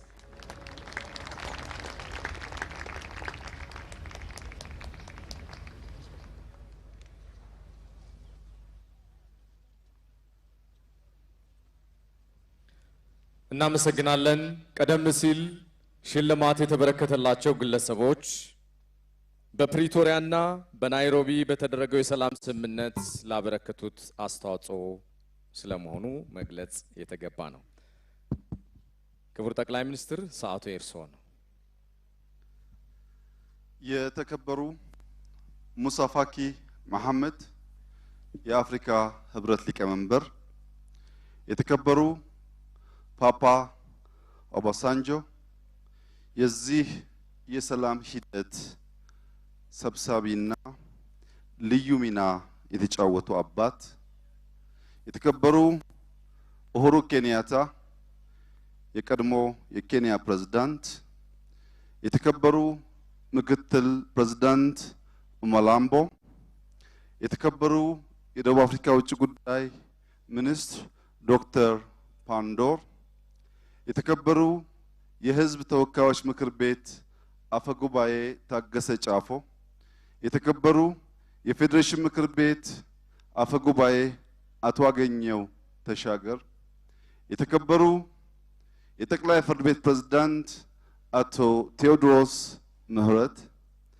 የተከበሩ የቀድሞ ፕሬዝዳንት ሙላቱ ተሾመ፣ የተከበሩ ምክትል ጠቅላይ ሚኒስትር በኢፌድሪ ወገን ይህን የሰላም ቲም የመሩ ሽልማታቸውን በጓዳ የተቀበሉ ደመቀ መኮንን፣ የኢጋድ ዋና ጸሐፊ ዶክተር ወርቅነህ ገበየው፣ የተከበራችሁ የክልል ርዕሳነ መስተዳድሮች፣ በተለየ መንገድ የትግራይ ክልል ርዕሰ መስተዳድር ጌታቸው ረዳና ከትግራይ የመጣችሁ ልኡካን፣ የሀገር ሽማግሌዎች፣ የእምነት አባቶች፣ በዚህ ስፍራ የተገኛችሁ ታዳሚዎች፣ ፈጣሪ እንኳን ይህችን ቀን በጋራ ሳየን፣ እንኳን ደስ ያላችሁ ልላችሁ እወዳለሁ። እንደዚህ ያለውን ድንቅ ቀን እንዲሁ አቅልሎ መቀበል ተገቢ አይደለም። ካለፍንበት መከራ አንጻር ይህንን ቀን የሰጠን ይህንን ቀን እንድናይ ያደረገንን ፈጣሪ መላው የኢትዮጵያ ሕዝብ እንዲያመሰግን ከአደራ ጭምር ላሳስብ እወዳለሁ። ጠብ አቁሞ ሰላም ለመፍጠር በቂ ያልሆነ ምክንያት፣ ትክክለኛ ያልሆነ ጊዜ የለም።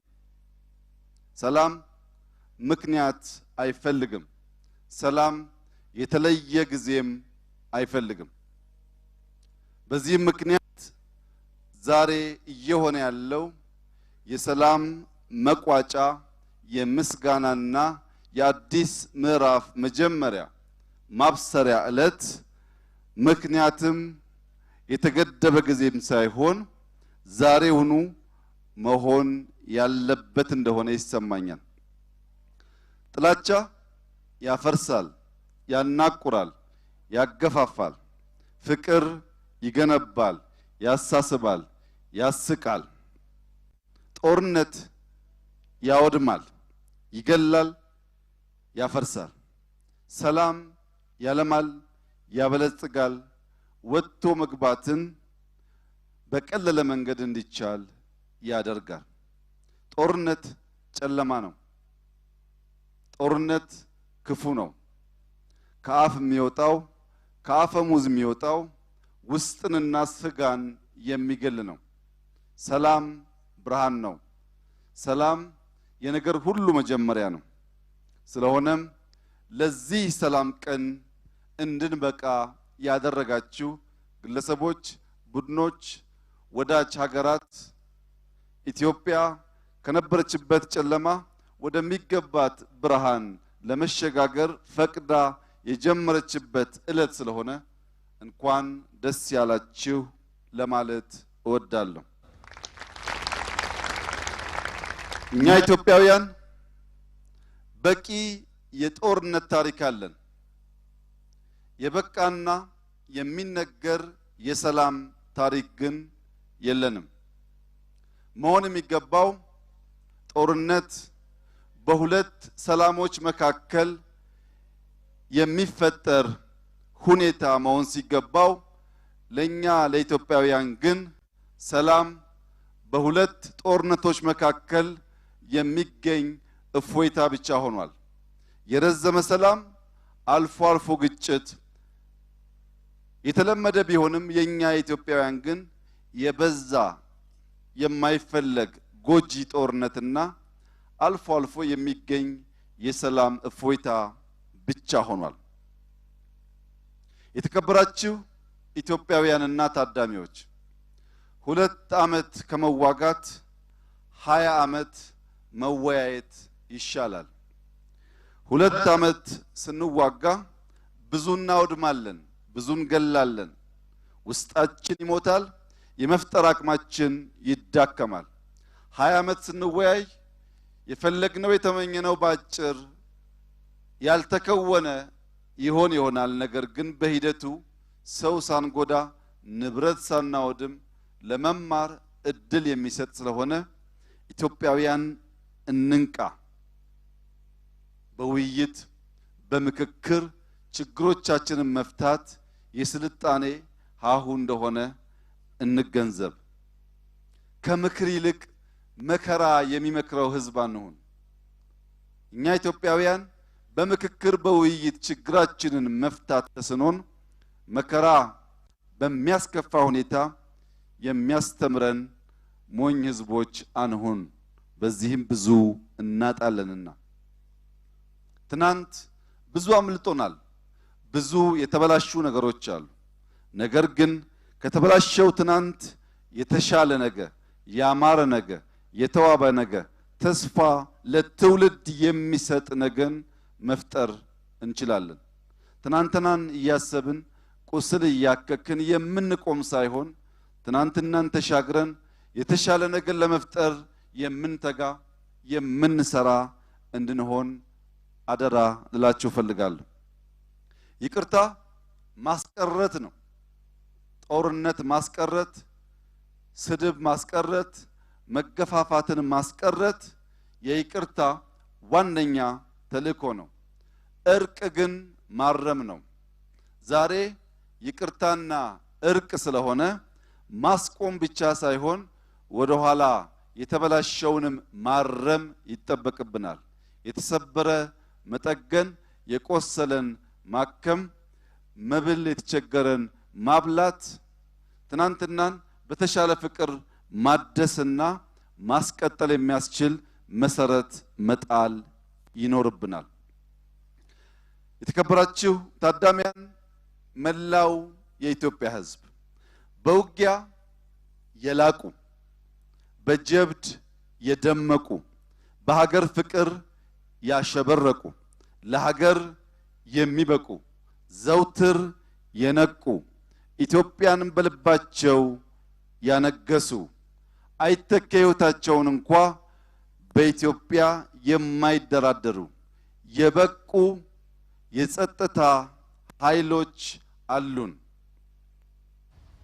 እነዚህ በሙያቸው በእውቀታቸው ሀገራቸውንና ሕዝባቸውን እንዲጠብቁ ከአፈሙዝ ጋር የሚያያዘውን ስራ ለነሱ እንተውላቸው። ለነቁ ለበቁ አገር ለሚወዱ የጸጥታ ኃይሎች ዲሞፍቶር ትተን እኛ ሞፈር እናንሳ። ሁሉም ዲሞፍቶር አንሺ ከሆነ ሞፈር የሚጨብጠው እጅ ያጣል። ኢትዮጵያ የሚያስፈልጋት ሞፈር ነው። በእርግጥ የሚጠብቋት የተማሩ የነቁ ዲሞፍተር የጨበጡ የሚያስፈልጓት ቢሆንም ብዙዎቻችን ግን ሞፈር የምንጨብጥና ሞፈር የሚጨብጡትን የምንደግፍ ብንሆን ከልመና ነፃ እንወጣለን። ማንዴላ በሕይወቴ ተሸንፌ አላቅም ይላሉ። በገጠሙኝ ፈተናዎች፣ ባለፍኩባቸው ተግዳሮቶች አንዳንዴ አሸንፌያለሁ፣ ብዙ ጊዜ ግን ተምሬያለሁ ይላሉ። የገጠመን ፈተና ያሸነፍንበት ብለን የምንኮራራበት ባይሆንም እንደ ኢትዮጵያውያን የተማርንበት፣ የምንማርበት፣ የምንሻገረው ግን ሊሆን ይገባል። እጅግ በቂ የሆነ ትምህርት ያገኘንበትን የጥፋት ጊዜ ስላሳለፍን ከእንደዚህ አይነት ተግባር ተቆጥበን ተምረን ልጆቻችን የሚቀጥለው ትውልድ ያማረች ያሸበረቀች የምትሰጥ ኢትዮጵያን መውረስ እንዲችል ከጥላቻ፣ ከመገፋፋት፣ ከመዋጋት ራቅ እንድንል በታላቅ ትህትና አደራ አላችሁ እፈልጋለሁ። ኢትዮጵያውያን አንድ አባባል አላቸው። ሲታረቁ ከሆድ ሲታጠቡ ከክንድ ይላሉ። እኛ ስንዋጋ ከልባችን ነበር የተዋጋ ነው። ከዛሬ ጀምሮ ግን ከልባችን መታረቅ ይኖርብናል። ኢትዮጵያውያን በጦርነት ጀግኖች መሆናችንን ዓለም ይመሰክራል። በሰላም ጀግኖች ለመሆን ግን ከልብ መታረቅ ብቻ ሳይሆን የተጎዳው ሁሉ ወገኔ ነው ብለን በሙሉ ልብ በአንድነት እንድንሰራ ያጎድልነውን ያበላሸነውን ባጠረ ጊዜ እንድንሞላ ሁላችሁንም በታላቅ ትህትና ልጠይቃችሁ እፈልጋለሁ። ዛሬ የመረጃ ምንጭ ብዙ ነው። ብዙ ሰዎች መረጃ ማመንጨት ይችላሉ። በዚህም የተነሳ ጠዋት ተገናኝታችሁ ከተስማማችሁ በኋላ ከሰዓት ሰዎች ሐሳባቸውን ይቀይራሉ። ዲሲሽን ውሳኔ መነሻው መረጃ ነው፣ ኢንፎርሜሽን ነው። ኢንፎርሜሽን በጣም በስፋት በሚሰራጭበት በዚህ ዓለም ጠዋት ያገኛችሁት ወንድማችሁ ማታ ሌላ አቋም ሊይዝ ይችላል። በዚህ አውድ ውስጥ የምንኖር ትውልዶች ልንማር የሚገባው ጉዳይ ዛሬ የሚያዋጣው መቻቻል ብቻ ነው። ምክንያቱም በየቀኑ የሚቀያየር ባህሪ ስላለ በመቻቻል፣ በመደማመጥ፣ በመወያየት የበለጠውን የላቀውን በመመኘትና ለዚያ በመትጋት መስራት ይኖርብናል። በተለዋዋጭ ዓለምና በበዛ ኢንፎርሜሽን የአቋም ልዩነት ሲፈጠር ሰክኖ መወያየት መነጋገር ያስፈልጋል። አቶ ጌታቸው ሰላሙን ያመጣነው ጀግነን ነው ብሏል። ዛሬ በመላው የኢትዮጵያ ሕዝብ ፊት አቶ ጌታቸውን የምጠይቀው ጀግኖ ወደ ባህር ዳር እንዲሄድና ወንድሞቹን ማቀፍ እንዲችል ነው። ዶክተር ይልቃልን የምጠይቀው ጀግኖ ወደ መቀሌ እንዲሄድና ወንድሞችን እንዲያቅፍ ነው። ሰላም እንዲሁ በቀላል የሚገኝ አይደለም። መስራት፣ መትጋት፣ መጀገን ይፈልጋል። የተከበረው የትግራይ ህዝብ ከተከበረውና ከወንድሙ የአማራ ህዝብ ጋር ጠንካራ የደም ትስስር ያለው ቢሆንም በፖለቲካ ብልሽት ምክንያት የተፈጠረውን አለመግባባት ለመፍታት አቶ ጌታቸው ዶክተር ይልቃል መጀገን ይጠበቅባቸዋል። አቶ አወሉ በዚህ አይጠረጠሩም ብዬ ነው። ዛሬ ለኢትዮጵያ እጅግ አስደሳች ቀን ነው። ከዚያ የጦርነት ነጋሪት ፉከራ ጥፋት ወጥተን ሰላም መልሶ ግንባታን የምንነጋገርበት ቀን ነው። ይህ ለኛ ደስታ የሆነው ቀን እጅግ ለምንወደው ለደጉ በቸገረን ጊዜ ሁሉ መጠጊያችን ለሆነው ኢትዮጵያን አብዝቶ ለሚወደው ለሱዳን ህዝብ ይችን ቀን ማየት እንድንችል ያለንን ከፍተኛ ምኞት እየገለጽኩ ወንድሜ ጀነራል ብርሃንና ወንድሜ ጀነራል አህመቲ ከኢትዮጵያውያን ተምረው ሰክነው ተነጋግረው ሱዳን ያጋጠመውን ያልተገባ መገዳደል እንዲያስቆሙ በዚህ አጋጣሚ ጥሪ ላቀርብላቸው እፈልጋለሁ። ኢትዮጵያ ለወንድም ህዝቦች ሰላም የምትመኝ ሰላም አስከባሪ የምትልክ ብቻ ሳትሆን ለሱዳን 50,000 ኩንታል ስንዴና በርከት ያሉ መድኃኒቶች ለመላክ ኢትዮጵያን ኤድ ወደ ካርቱም ለመሄድ የተዘጋጀ መሆኑን ለመላው የኢትዮጵያ ህዝብ በደስታ ማብሰር እፈልጋለሁ። የሱዳን ህዝብ ከወንድም ኢትዮጵያ ህዝብ ድጋፍ ይፈልጋል። ኢትዮጵያውያን እንደ ድሮ ማንነታችን ተርፎን ሳይሆን ከጎደለ ማንነታችን በማካፈል ወንድም ህዝብን ለማጽናናት ጊዜው አሁን ስለሆነ እኛ ኢትዮጵያውያን ለማስታረቅ ለመርዳት ከፍተኛ ዝግጁነት እንዳለን አውቀው የሱዳን አመራሮች ይህን መሰል ፕሮግራም በካርቱም ለማዘጋጀት እንዲታደሉ ያለኝን ታላቅ ተስፋና ምኞት ልገልጽላቸው እወዳለሁ። በሚቀጥለው ሳምንት ሁለት ኩነቶች ይከወናሉ። አንደኛው የሁሉም ክልል ርዕሳነ መስተዳድሮች በፓርቲያችን ምክትል ፕሬዝዳንት እየተመሩ ወደ መቀሌ ይሄዳሉ። የሁሉም ክልል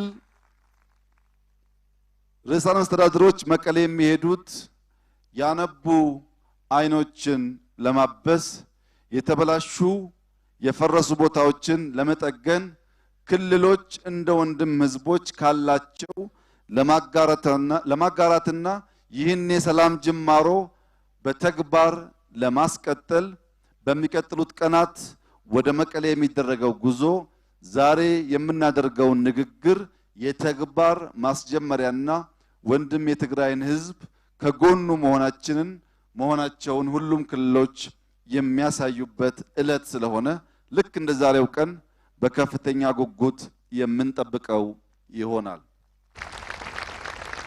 ሁለተኛው ከኦነግ ሸኔ ጋር የሚደረገው ድርድር ከነገ ወዲያ በታንዛኒያ ይጀምራል።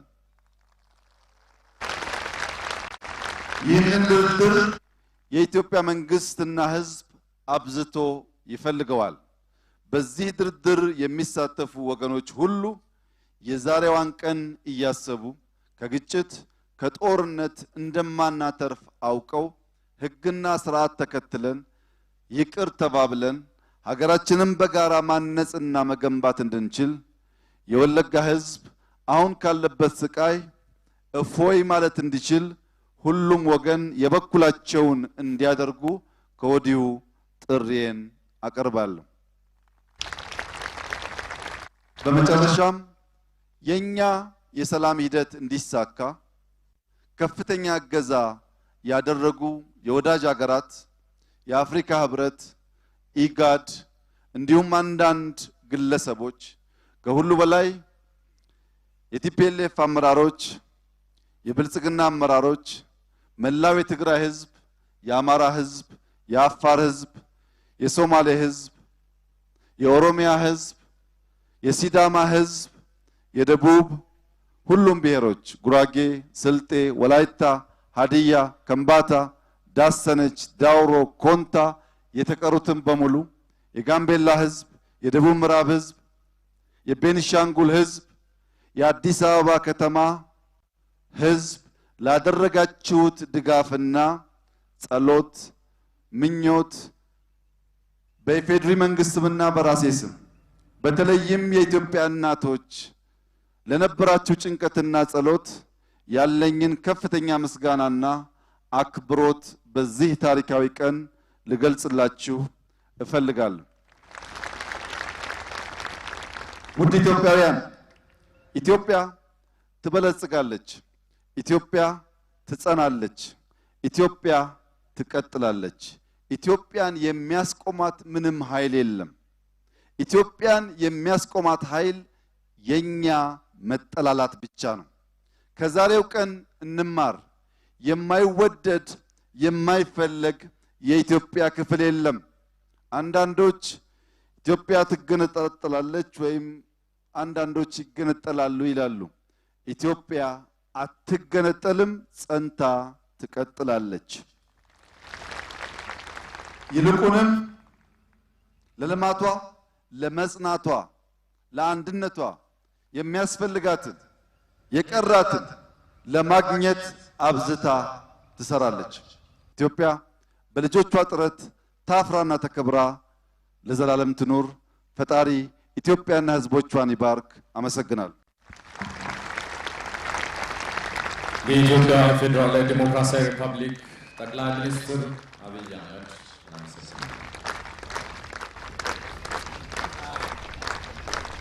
We thank you very much, Your Excellency Abiy Ahmed, for your remarks. ጦርነት ይብቃ ሰላምን እናጽና የሚለው ልዩ መርሃ ግብራችን ማሳረጊያ የሚሆነው የኢትዮጵያን ብሔራዊ መዝሙር በመዘመር ይሆናል። ባላችሁበት እንድትቆሙ ጠይቃለሁ። አመሰግናለሁ። We shall now sing the national anthem of the Federal Democratic Republic of Ethiopia. May we please rise from our seats and stand to attention.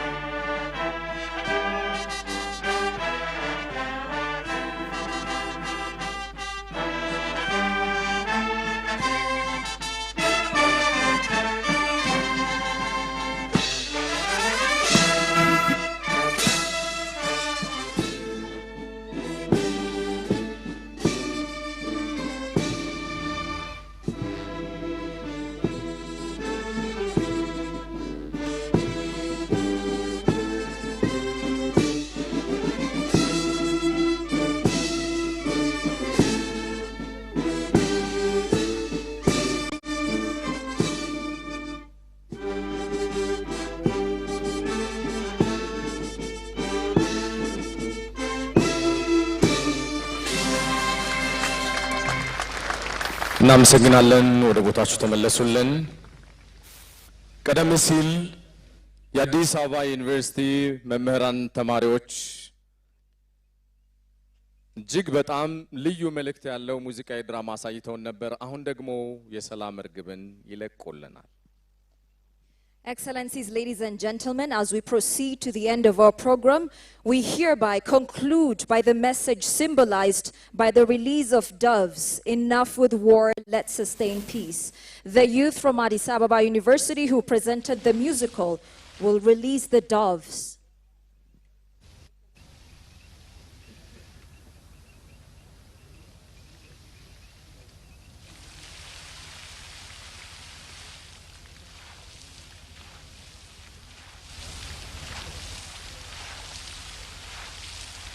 እርግቦች ሰላም ናቸው። ሰላም ይውረድ ለሀገራችን ለኢትዮጵያ። እጅግ አድርገን እናመሰግናለን።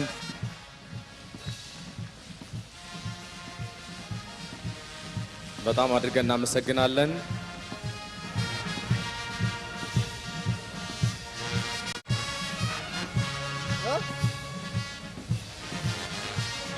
የሰላም፣ የአብሮነት፣ የአንድነት፣ የመተሳሰብ፣ የመረዳዳት ምልክት እርግቦች እናመሰግናለን።